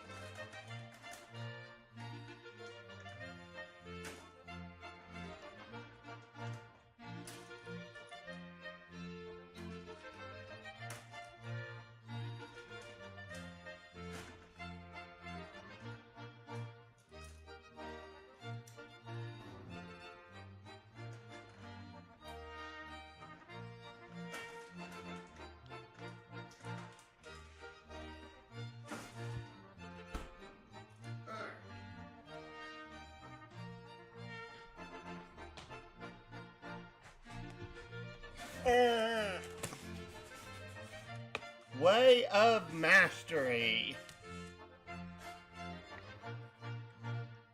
Warriors of this path, focus on mastering one form, pushing it to its limits while honing the skills to the max.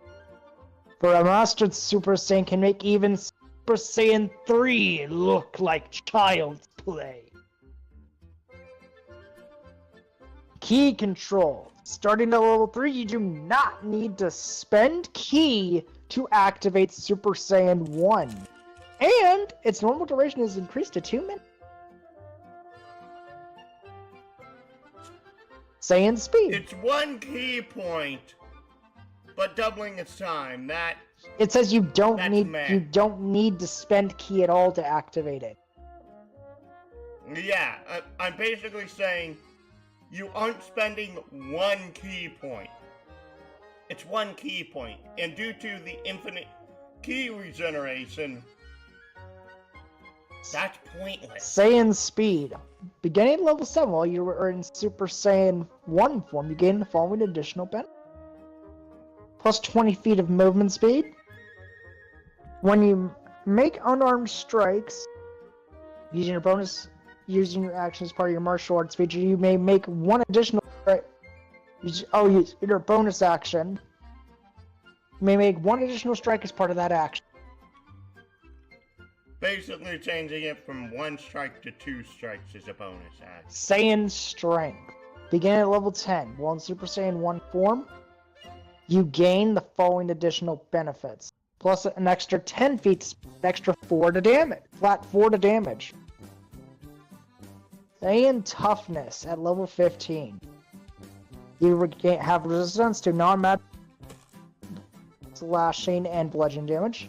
At the start of your turn, you gain 10 temporary hit points. These hit points last for a minute. Next up, form stacking. At level 18, your mastery of Super Saiyan 1 is so thorough you are able to maintain it and another form at the same time. You may choose to gain the benefits of Super Saiyan 1 and another chosen form. Okay. This is actually really bad for this class. Because of guess what this actually confirms. What? The forms don't stack on each other. Oh no.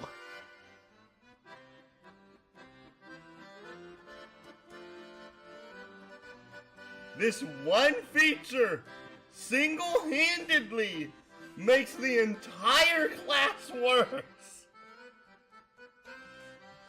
Because it confirms that it doesn't stack on each other. Darn it. It would have been really good if these forms did stack, though. It would have been better, but honestly, it makes more sense to buff how the other one is, and either change the wording saying that it removing the part of you lose the benefits of any previous forms as you go up stages. Because of that one actually works way better for how 5E is built than this does mechanics-wise. So just basically change one line. The benefits stack upon each form. Yeah, and that way the other one actually works better, mainly because that one, all the forms give martial arts die increases. And by the time you reach the level 20 form, guess what? You have like 6 levels of martial arts die increase. And then on top of that, Ultra Instinct can catch up with Legendary Super Saiyan. Well, I'm saying that because of I haven't even looked at Legendary Super Saiyan in the other document. I'm referring to this version, though. I'm referring to the other version. Oh. Anyway. Because of the other version is actually built better. If you remove the you lose the benefits of any previous form line. Ah. Anyway. That one's built better. But this one just has, like, more transformations to work with. The only additional transformations are the Super Saiyan 3 and the Super Saiyan 4. Super Saiyan 3, Super Saiyan 4... No, Super Saiyan 4 and Super Saiyan 5. And Legendary... Blech. Oh, right. There is a Legendary Super Saiyan in the other one. Yeah, but... Oh, and Ultra Instinct... Oh, wait, Ultra Instinct was in the other document, wasn't it? Yes. So, at least they acknowledged GT in this one. Let me guess, 4 and 5 are GT exclusives. 5 was fan-made. GT... Super Saiyan 4 was exclusive to GT. Okay. But... let's just look at the other arts types that we have. Ragemonger. Yeah. Hey, Zenkai! This is a better version of Zenkai, no less.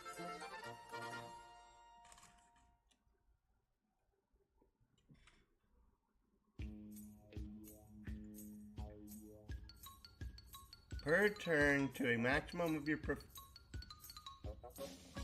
Nope, this is worse. Darn it. I was hoping you'd read it out loud as I'm reading it. Beginning at 3rd level, you may spend extra key points to add to the damage of your Super Saiyan forms. As a bonus action, you may activate your points spent per turn.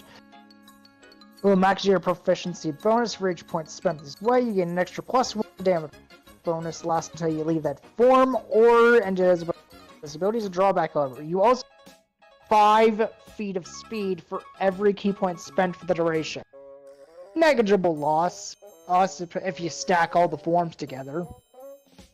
But remember, the form stacking says that the forms don't stack on this. However, if we buff this and say that they do stack, then it's negligible. The point is that the extra +1 to damage rolls isn't as strong as second chances. Right.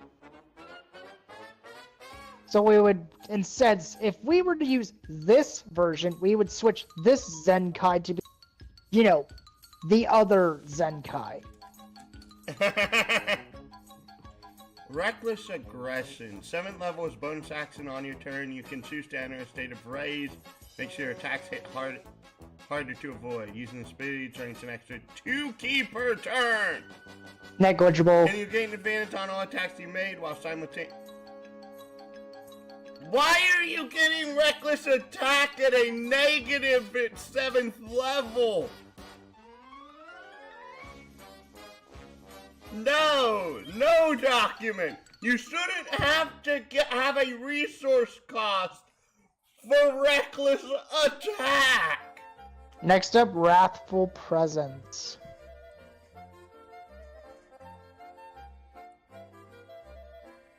Tenth level, you may alter the flow of your ki to make people afraid of you. The transformation cost 2 additional ki per turn!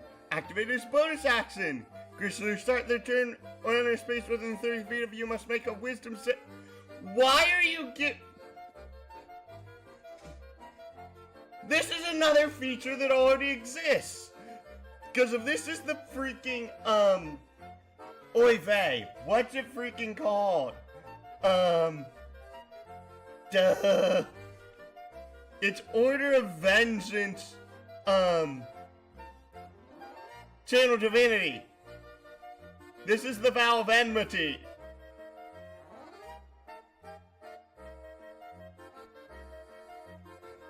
Next up, Protective Rage. 15th level, while in your Super Saiyan form, you may spend your bonus action 3 ki to end it. Thank you, Nikolai, for finally following! Took you long enough! Wait. Don't patronize. What? Please don't patronize him like that.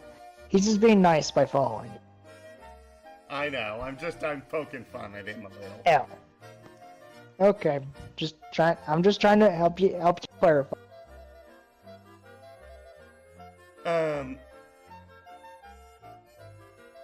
And Berserker. That's also terrible! Berserker? But Berserker.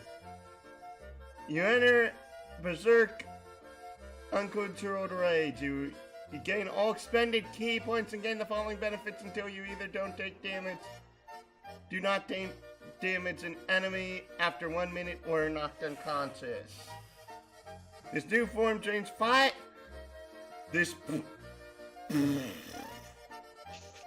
extra ki per turn. Bruh, why?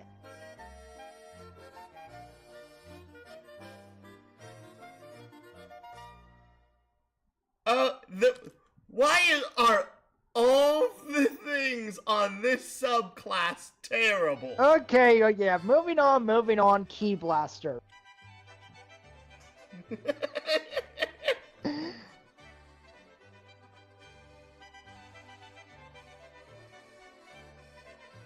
You add your charisma modifier to the base key as well as your max key. Okay. Key conversion. 7th level, you may change the type of key you are using, altering the damage type of your key-based attacks. Do so, you must...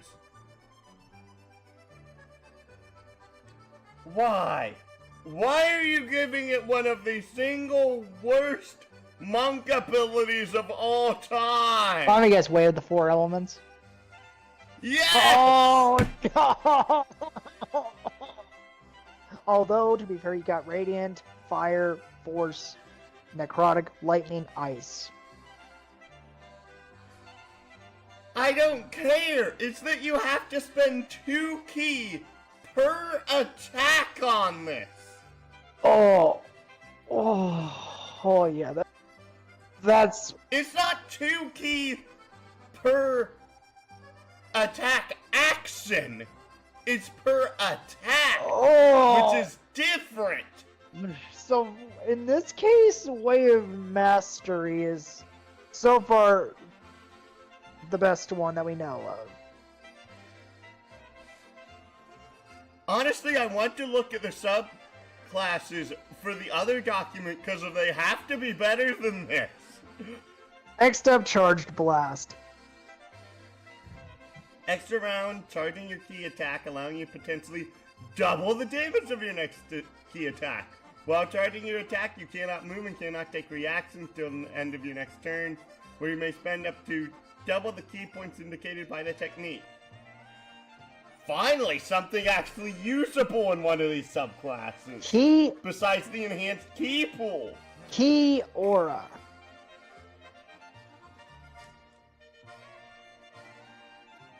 #15 level, you may spend ki to activate an aura by spending 2 per turn to have this active. While this aura is active, Reactive damage. Too bad it's fire Why damage. is this Spirit Guardians? I don't know. Why is this Fire-type Spirit Guardian? It is so bad because this is a late game, meaning a lot of things are in right. Exactly! Why did Why you is pick it fire? Fire-type Spirit Guardians? Is it obvious that I'm losing my mind here whenever I'm reading stuff when it's like, And full power. Homebrew, what are you thinking? What are you thinking, Jacob Russomano? Why? Full power. Starting at 18 glow, you may use one tier technique once a day without spending key points. This attack deals double the maximum damage dice of the technique. You gain use of this feature when you take a long.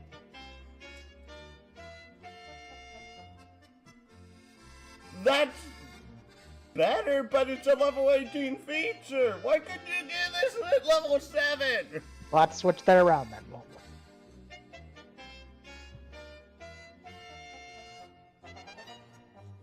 we? And now, I'm sorry. This is why I actually want to look at the other documents, and sir, this is interesting, but it's like... and now we finally have the key techniques. Key Blast. A number of unarmed strikes granted by your martial arts feature. If you do, you may send 1 key point for each attack foregone. Shoot that many balls of energy out of your palm. Make a ranged attack roll using your con mod on a hit each. 1d6. Why is this Radiant Firebolt? I don't know. Explosive. Oh wait, that's tier 2 still. Finger Beam. Each creature in a 100-foot line take deck save for 1d6. Times the number of keys spent. Radiant damage. Or half as much as a success. This doesn't say what type of damage. Radiant. Oh wait, it says Radiant. Energy Wave. Deck save or take 1d6 Radiant damage for each key point spent. It's 5d6. Spirit Shot. Key Eye. And does nothing but pushes back. When you're hit. That's honestly probably the most interesting thing so far. Spirit Shield. When you're hit by an attack, you may use your reaction to spend up to 5 key points. Your AC increases by 1 for each key point spent until the beginning of your next turn. And that's actually really nice. That is basically shield for a marshal. I like it. And it uses its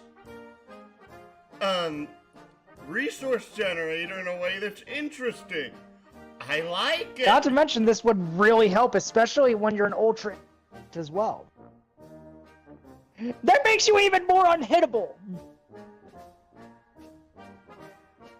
Oh. By the time you're that level, there aren't that many attack rolls being thrown out. Most things are saving throws.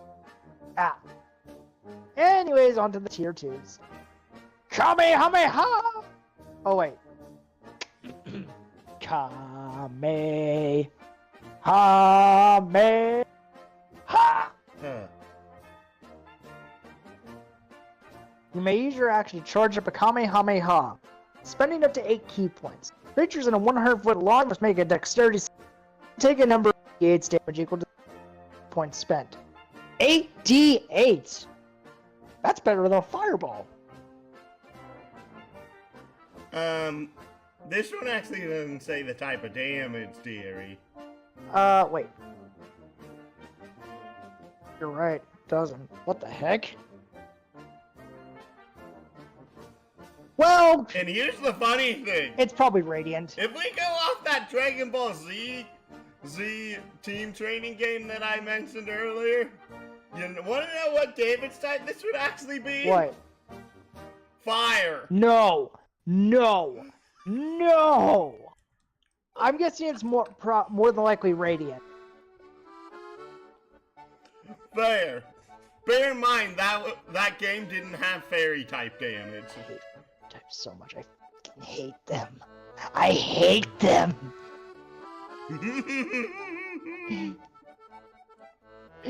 You put a fairy type Pokemon on my face and I will fuck it to death.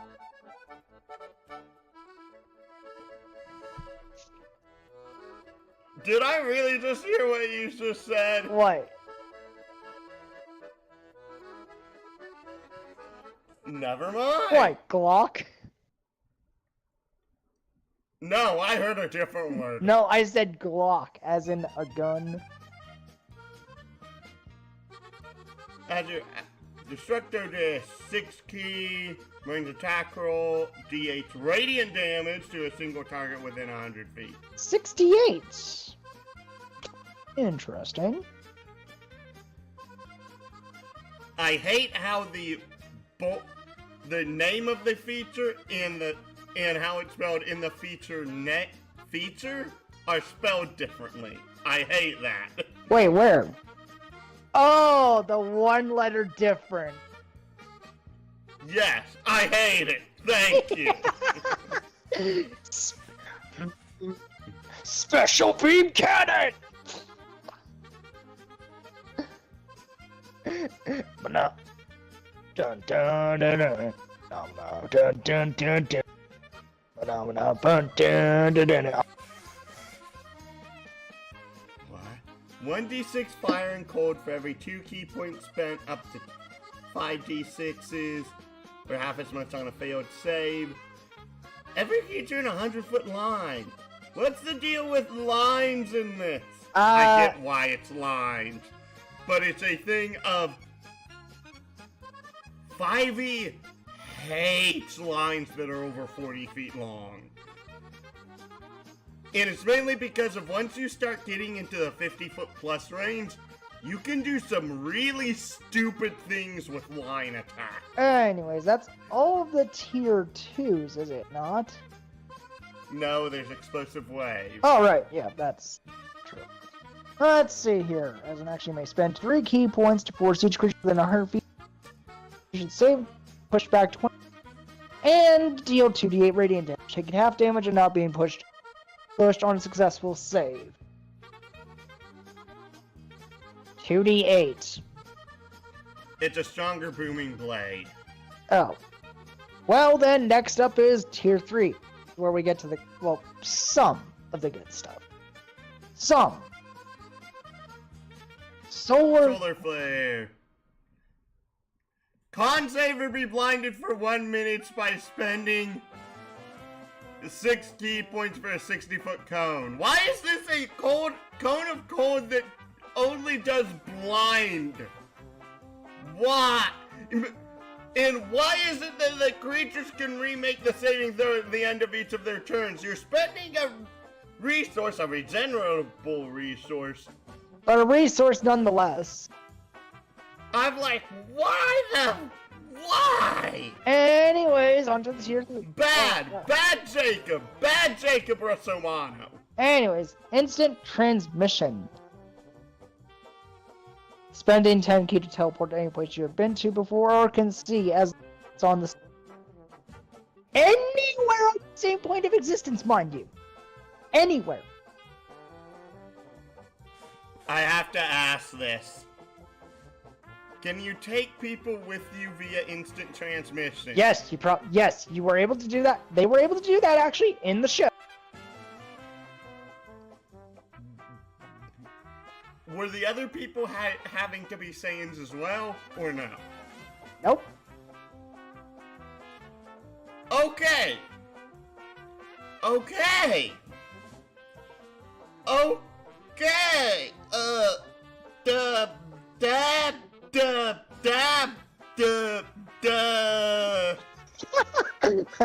James.exe has stopped working.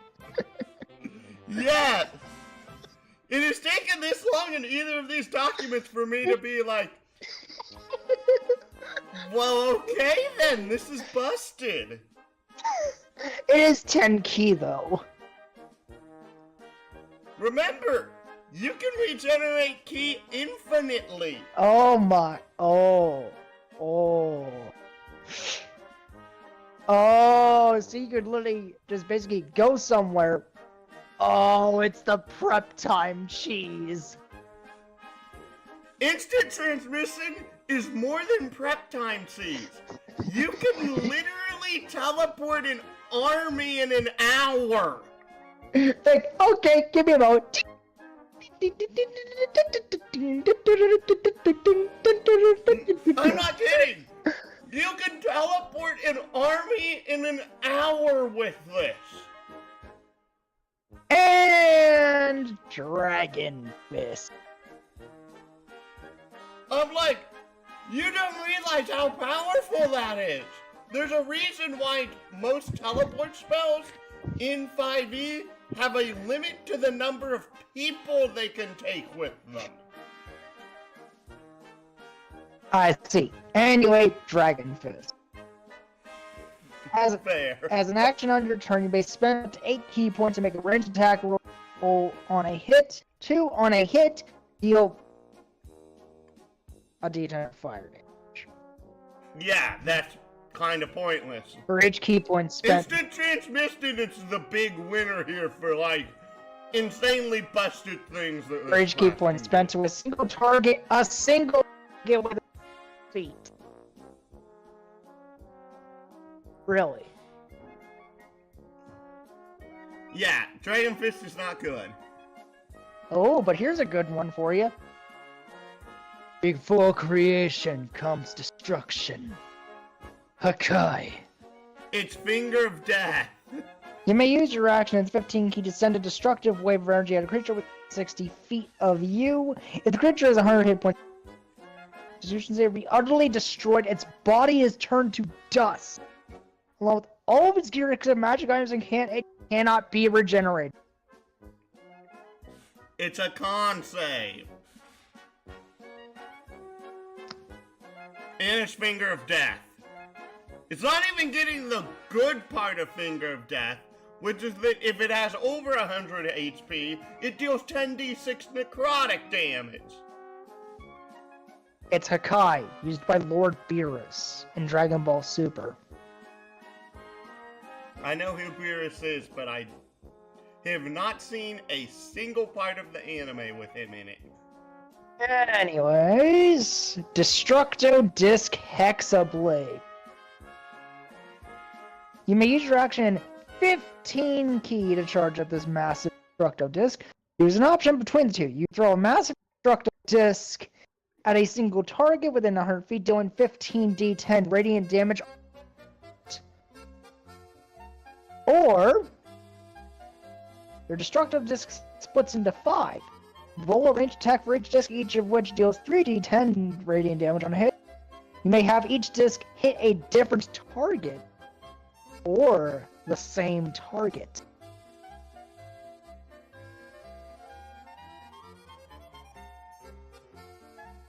That's a weird one. My problem here, all of the tier 4 things do not do anything better than the tier 1 or 2 things. I haven't even read In Spirit fact- Bomb yet. Yeah. Anyways, Spirit Bomb. You may use your action and bonus action all with 10 to 20 key to generate a massive weapon called a Spirit Bomb. For one round, this ball hangs above your head, and you're considered incapacitated, but able to speak for the round. On your next turn, you may throw the ball up to 100 feet. Each creature within 40 feet of the point of impact must make a dexterity. Take 1d10 of a radiant spent on a failed save, and half as much on a successful. your allies can help you with this attack. As a bonus action on their turns, they may roll a d4. Then, they add a number of key points to your Spirit Bomb equal to their roll. This increases the damage by 110. And for each key point added. These key points are not affected by the Godly or Galaxy key features. So that's like... Oh right, I forgot those were a thing. Oh, this makes it a lot of radiant damage.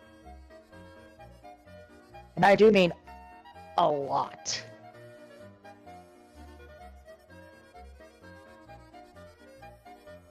Because on average, if you get 5 people in the party, that's an average of an extra 10 key added. So that means if you spend... That's not how numbers work. That's if they're rolling a d4 each. And each person is rolling that d4. Yeah, that's not how the averages work, dear. The average of a 6-person party, 5 of your allies rolling a d4 to add to your roll, that's not 10, that's 12 and a half. Oh. The average of a d4 is 2.5. Fair enough. But that would be... That's why I'm like, what the cluck are you talking about? That's still a lot of radiant damage. A lot of it.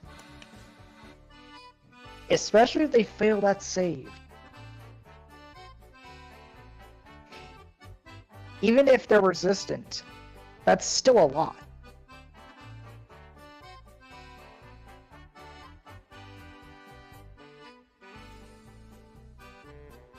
You're also forgetting if the enemy has evasion. Right. I love how I bring up the one thing you forgot about, and it's like...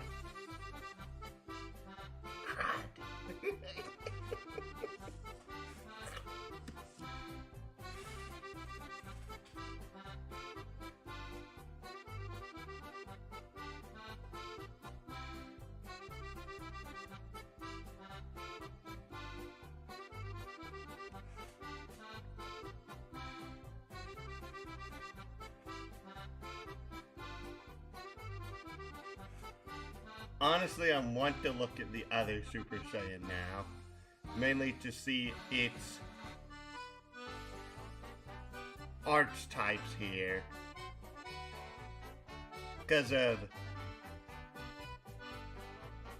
If you take this archetype at 3rd level, you must take the legendary Super Saiyan archetype at 20th level. Whenever numbers placed in a tie roll in this section, numbers equal to the amount of heat spent, unless otherwise stated. You'll also only gain access to Tier 1 key technique. This archetype has its own key techniques. Unique techniques from this archetype can only be used on Wrathful State, Wrathful Super Saiyan, or Legendary Super Saiyan form. I'm starting on page 8, because of...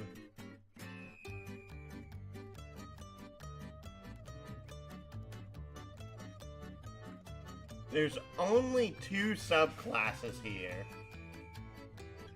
Ferocity of Power and Strength through Training.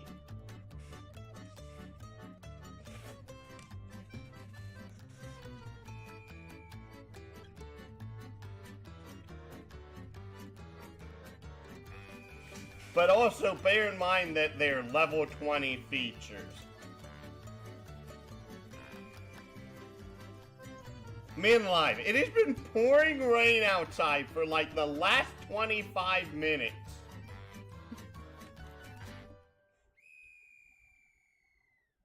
It's been pouring rain. Yep, that explains why you sound a little weird.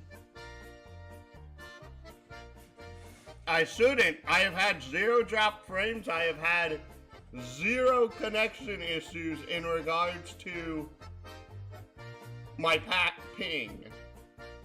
I'm in a ping of 24 milliseconds. I literally have 0 issues.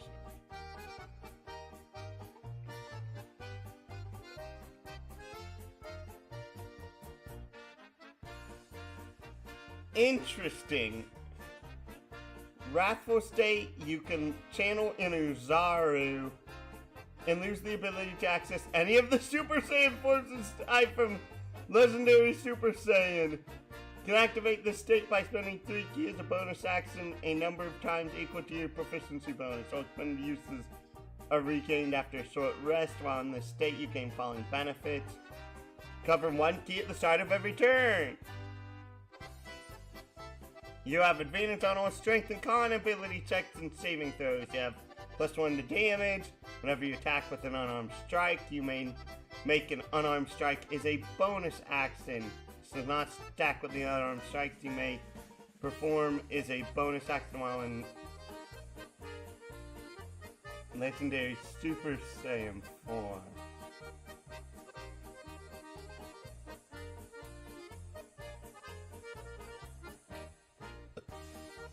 The state ends early if you're knocked unconscious or if your turn ends and you haven't attacked a hostile creature since your last turn or taken damage since then. State can only be used in tandem with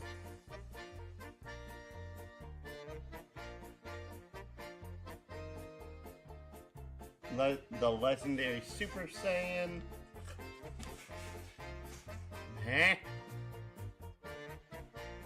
The form of you form a sphere of green energy with a wave of your hand. Your scattered energy in a 15-foot cone in front of you. Spend up to 6 ki. All enemies in the cone must make a dex save, taking number d6 radiant damage or half on success.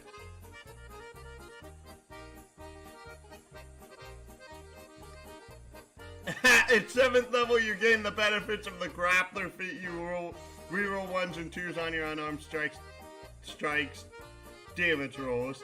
You gain +1 to hit and damage.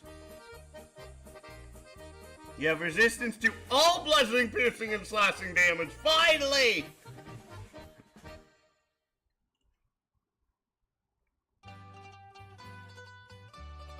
Seventh level, you gain a Racer Cannon.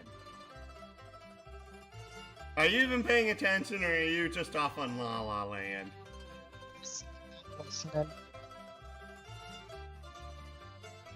Form a sphere of green energy. Spending 8 ki, make an attack roll using your con mod. On a hit, creature takes 4d6 radiant damage. First target must make a dex save. Why are you making me an enemy roll 2 saving throws for 1 attack? You don't do that on the same turn, you dorks!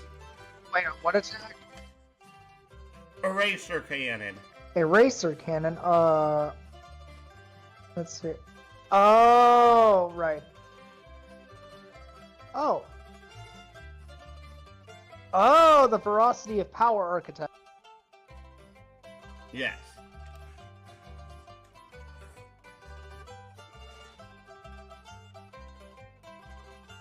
Okay, that is weird. I know, right? You recover, you get an additional +1 to hit. 1 additional ki at the start of every turn. Your unarmed strikes deal an additional die of damage. This does not stack with the additional damage die granted by Legendary Super Saiyan. That sucks. When you're attacked from melee range, you may use your reaction to make a single unarmed strike against that attacker they're within 5 feet. In addition, you gain the following technique.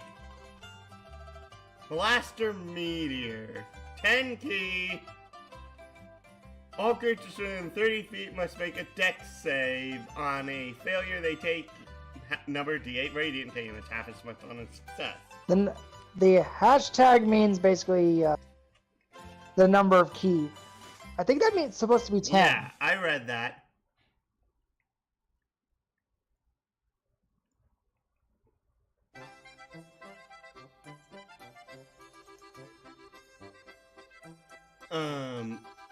Glimpses of a legend.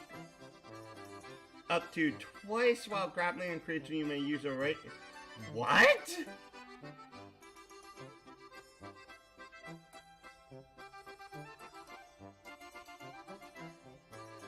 Wait. Combo!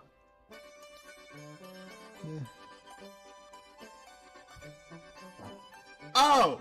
Eraser Cannon's even weirder, because if it makes you roll an attack roll that immediately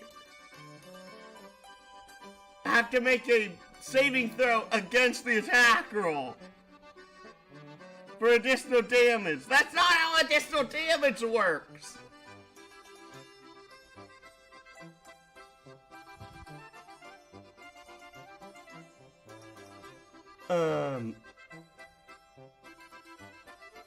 Gain all uses after a long rest. You gain additional +1 to all damage rolls.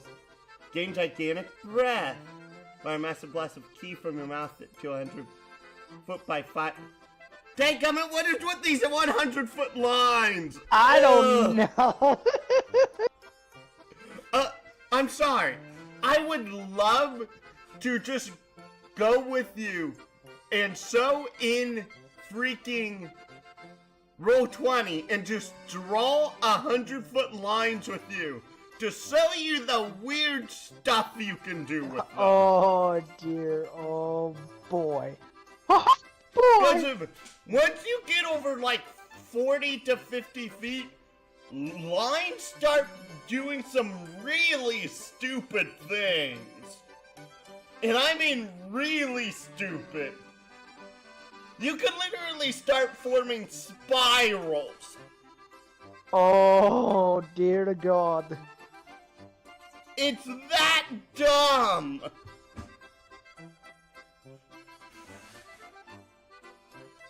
All creatures in this line must make a dex save, taking number d10 and radiant damage on a failed save, or half as much on success. Your wrathful state, which is the state that you get. No, it says the wrathful state. Critically hit on a 18 to 20. Whenever you critically strike, you may roll 1 additional damage die. Activate the state an unlimited number of times.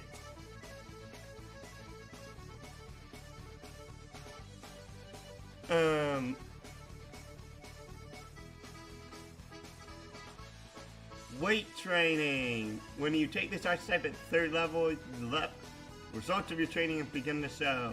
The damage die for your unarmed strikes becomes 1. What was I saying earlier?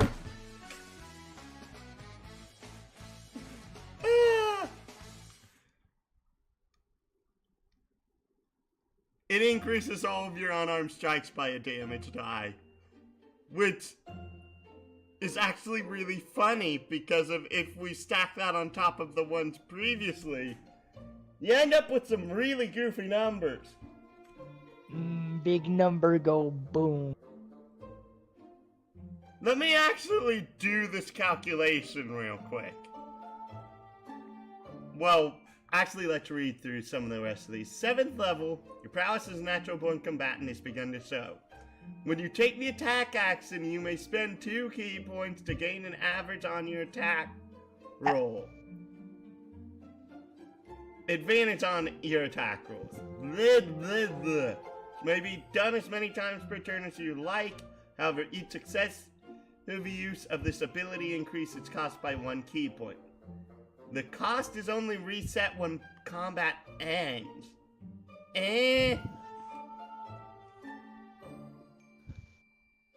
I would much prefer a free reckless attack at that point.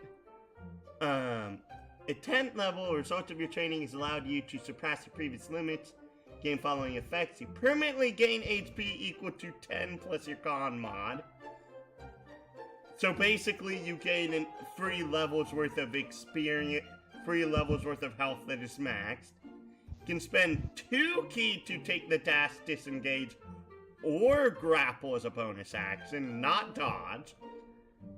You permanently gain +1 AC. You permanently gain 5 ki. This extends your maximum as well as your base level ki. Ki Surge at 10th level is a full turn action. Hey! Someone used the term! You may recover 10 Sorry. ki. Sorry. I love it when people use the term full turn action in 5e because people don't use it often enough. This increases to twice per long rest at 20th level. 15th, you have mastered technique so thoroughly it becomes second nature. Choose a tier 2 technique. You may use it as if you spent the maximum amount of ki on it at no cost. You must finish a long rest before you can gain this effect again. This increases to twice per long rest at 17th level. We'll have to see what the second Tier 2 abilities are. 18th level, you may learn one advanced ki technique. These techniques are incredibly powerful, but have a limited amount of use as dictated in their description. You cannot change the technique you choose to learn. Hey, and at least the instant transmission here specifies what its limits are, because it's the teleport spell. Which means there's limits on this. Very hard limits.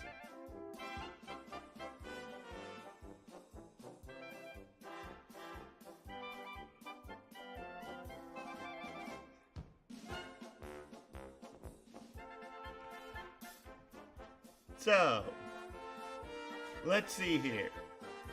Based off of if weight training is a thing, and all forms stack on top of each other, I'm just going up to Super Saiyan Blue. So this would be 1, 2, 3, 5, 7. That'd be increasing your martial arts die by 7 levels. Ooh. And you're at a D12. 2d8, 2d10, 2d12, 4d8, 4d10, 4d12,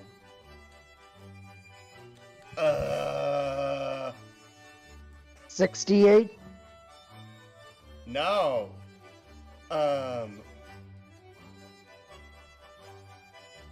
4 times 6 times 8 is 40.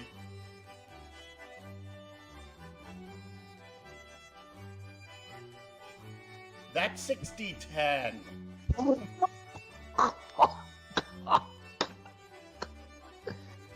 What? We're popping off 60 tens per pot attack?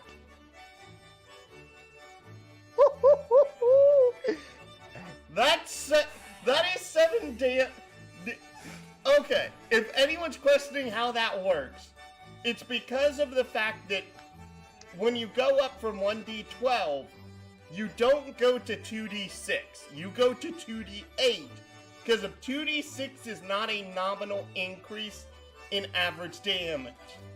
Well, technically it is, but it's not a big enough increase in average damage for it to be meaningful. That's why you go from 1d12 to 2d8. I think because of it. I think this is a martial class now that just might actually even the playing field. Bear in mind that that's at 17th level. Still, it evened the playing field. It actually evened the playing field. We found you then found go from the dream. 2d8 to 2d10 to 2d12. We found And the 2d12 dream. does not go to 3d8, because if 3d8 is the same as 2d12. We found the dream, boys. We found the dream, Marshall. Good. So, here's the irony: is that at that point, once you go over 2d12, numbers become really screwy, and general consensus usually is you go to 48, more so because of the fact that otherwise you're going to 3d10, 3d12. 3d12 is maximum of 36. You can't do 46 because that's 24, 48 is 32, 4010 is 40, but if you're going from 3d12 to 4010, that's stupid, because if that's a tiny minor average damage increase. So instead, you go from 2d12 to 48 because of 46 and 2d12 are the exact same number, just with a higher average.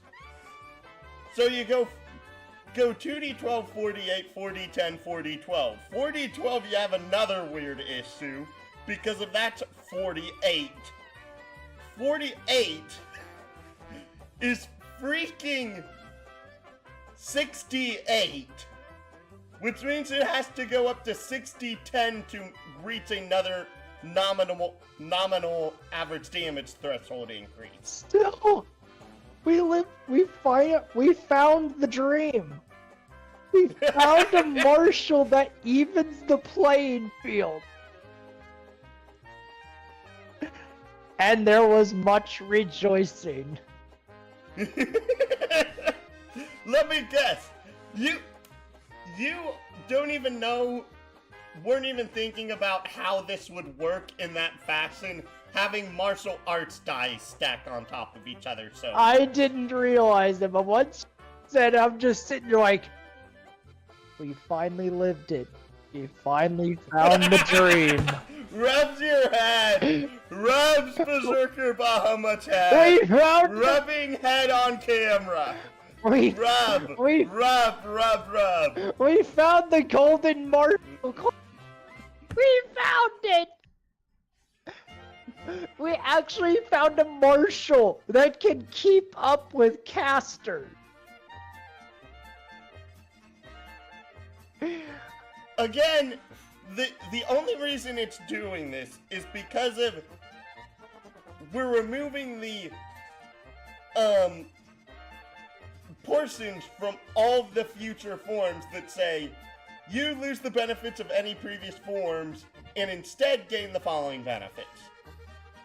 And instead making it you also gain the following benefits plus your previous forms when you turn into this form of yada yada yada. And that would technically this makes all the flurry of blow features really weird because of they don't work properly anymore, but all the other ones still stack. And then if we combine that with stuff like Ultra Instinct or Legendary Super Saiyan, oh lord. Here's the weird thing. Because of how this document's worded, you can only do Ultra Instinct. Oh. Otherwise, we won't get extra stuff. This is because of, if you actually pay attention... Oh, right, the Strength to Training archetype. Yes. It's not just that, it's that the Ferocity of Power archetype doesn't gain any bonuses to their martial arts dice. Yeah, so I would have to actually choose Ultra Instinct to be at my strongest. Yeah, which is irony, because of...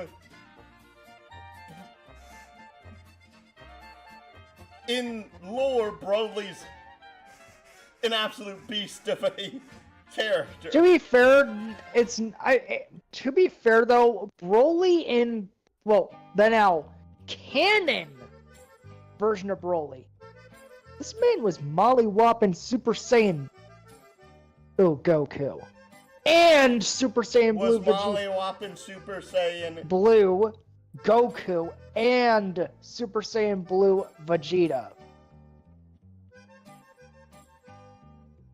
It took a fusion of... It took Super Saiyan Blue Gogeta to beat that man. A fusion!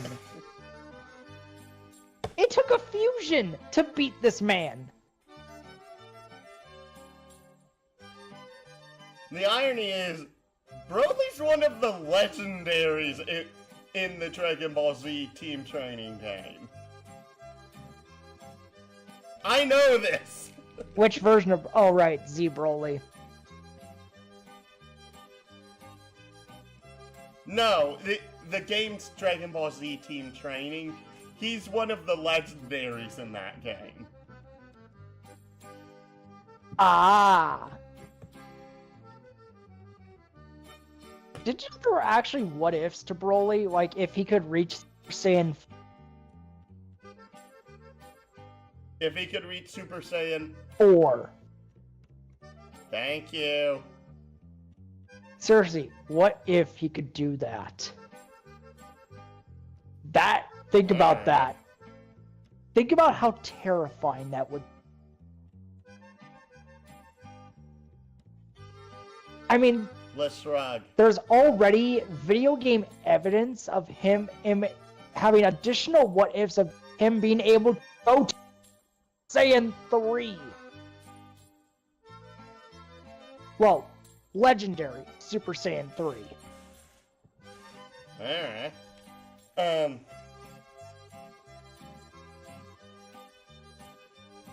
Oh Christ, it's past your bedtime, and tomorrow we start Partners in Time. Yes. From the beginning. But, yeah. This gonna be good! Rubs your head. I'm still so happy we found the Golden Marshall. Well, this isn't golden mainly just because of, like... Okay, does this actually scale well? Yes! Because of the fact that... And this only scales well if you actually change, like, how the base class is worded. Because of, like, the losing the benefits of any previous form and instead gain the following benefits.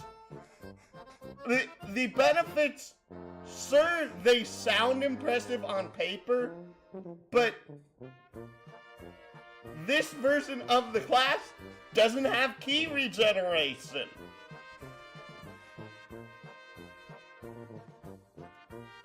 And it's like, what are you supposed to do here?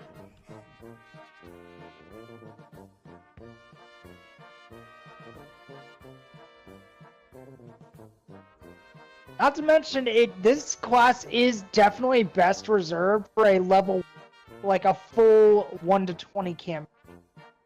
Or, in most cases, 3 to 20. I would agree with you there, but it's hard to find something of that nature. But if you can... The way this class scales,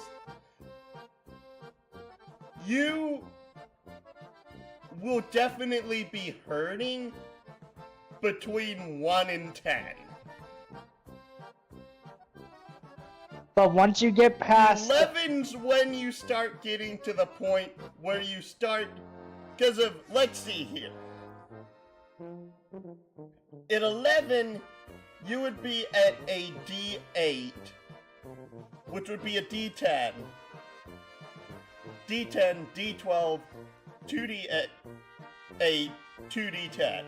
That'd still be 2D10 damage in Super Saiyan 3 form. And you get 3 attacks a turn, basically, because of two standard attacks and 1 bonus action attack. Yep. I was surprised we didn't let all the martial arts bonus action and attacks stack together. No, I would not do that because of that gets ridiculous. Yeah, about as ridiculous as an actual Dragon Ball Z fight. Minus the... The only reason I let all of the other stuff stack on top of each other is that those are the things that would actually make the class, like, not feel cheap. And it actually feels like it scales... Sure, it scales better than any other martial class does, but that's because of the fact that this is meant to be meant to feel strong. It's based off of, well, arguably one of, not the, one of the strongest characters in all of anime fiction. I say one of because we all know there are heavily stronger anime universes out there outside of the Dragon Ball. Yes, even according to Dragon Ball Super. Take, for example, Saitama and light novel Rimuru Tempest from that one time I got Einzel... I have no clue what you just said. Light novel Rimuru Tempest from that time I got reincarnated as a slime. I'm Einzel Gon from Overlord. Or Anos Voldigode. Oh, from some kind of weird Demon King anime. What else was there? I'm trying to remember a few others. Bobo. Rewrite Goku's entire backstory, or even make him not exist if he felt like it. Deus Ex from Future Diaries. That could be it. That's definitely another one right there. I'm like, oy vey, it's been so long.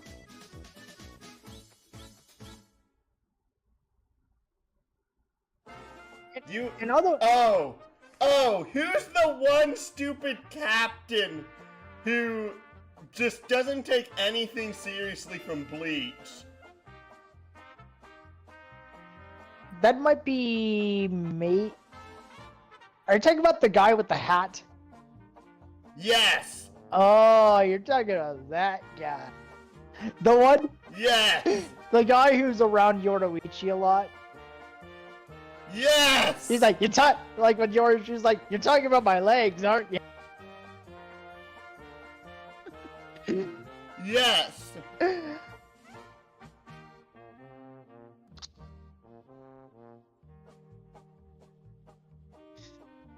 So, I don't remember his freaking name!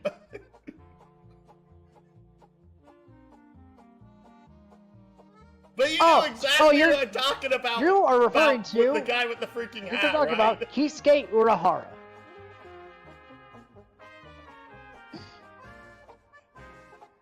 No, I'm thinking of a different guy with a hat. Wait, there was a different guy with a hat? Yes, he was one of the squad captains. But Kisuke Urahara... Much bigger hat. A much bigger hat. Oh, you're talking about Shunsui Kiyoraku. Yes! The guy I was referring to, I mentioned around Yoruichi a lot, but that was Kisuke. Yeah, I remember him from his last name. I remember Urahara. No, I wasn't thinking of Urahara. You were talking about Kiyoraku. Yes, that guy. He looks so... That guy deserves on that list.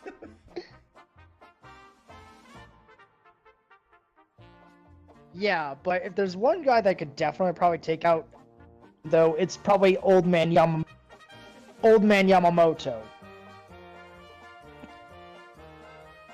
Or Zaraki. Oh yes, or even worse if you want to get technical, Aizen. Yes. Or if you really want to go to the extreme, Ichigo Kurosaki.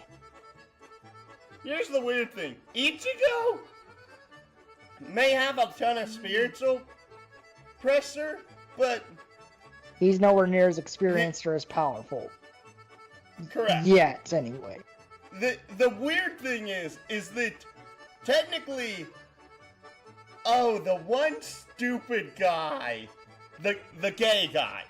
You know exactly what I'm talking about with the gay guy. Right? What does he look like?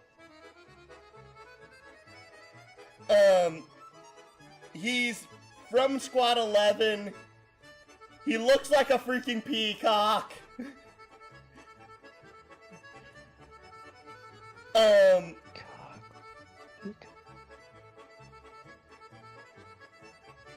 He has the one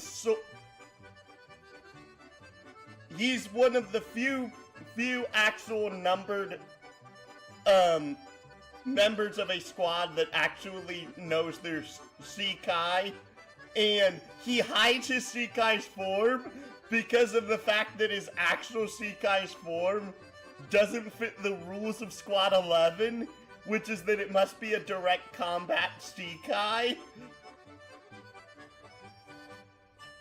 I'm actually trying... Okay, you said Squad 11, right? Zaraki's the captain of Squad 11, I remember that.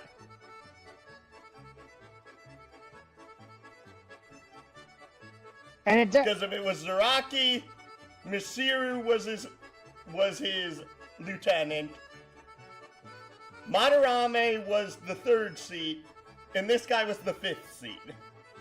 That's... Fifth seat.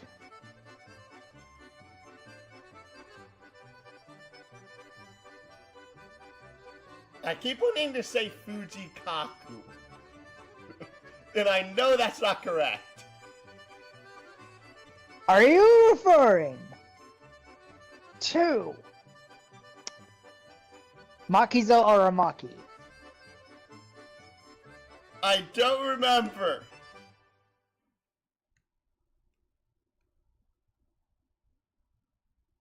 Are you sending a picture? I'm waiting for a picture to be sent. Oh, I found who you're looking for. Yeah, you meet Shika Ayasagawa. I believe that's right. Oh.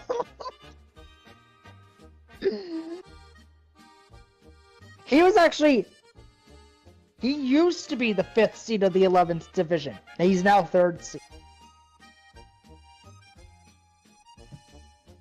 I didn't see anything past, like, the attack on the city arc. Ah. Yeah, he was formerly the 5th seat of the Squad 11. He then got promoted to 3rd. I'm guessing because of Madarame got promoted. Ah.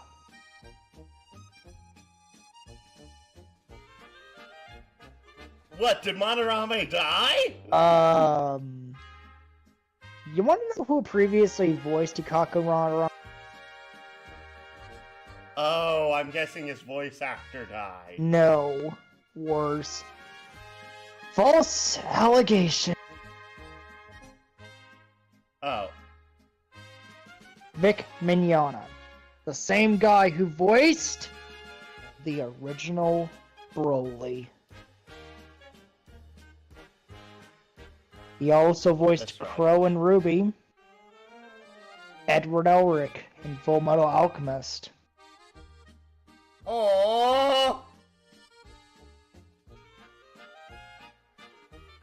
He basically is now all because of Alec by a jealous harpy.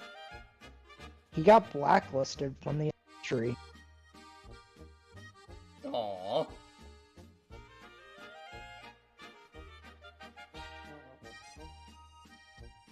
Well, okay then. I'm sorry to end things on such a sad note.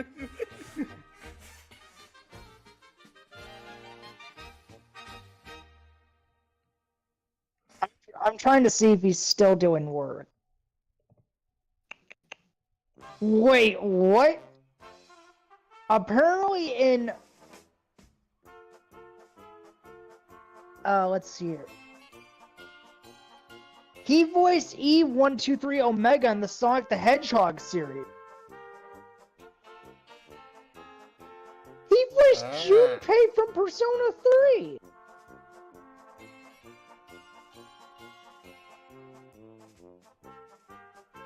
Oh, that makes some sense.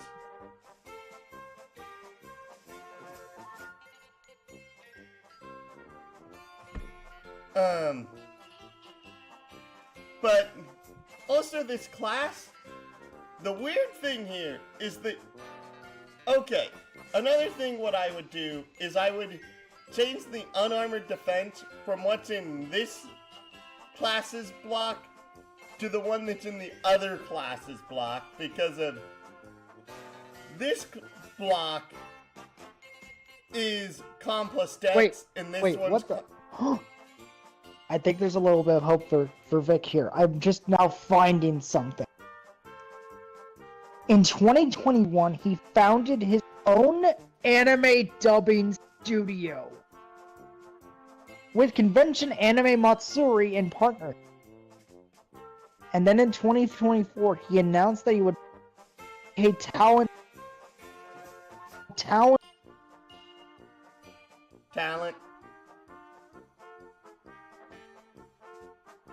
agents.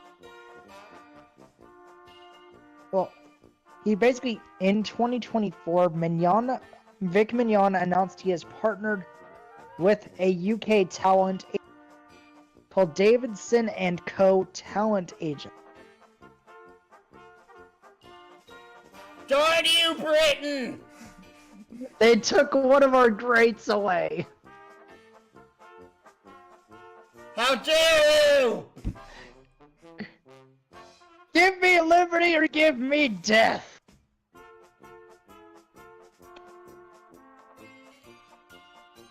For me, it's more like, give me your death or give me mine!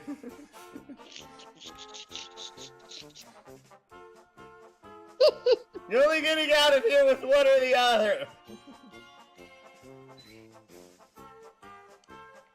Oh Christ, you should be going to bed. Yeah.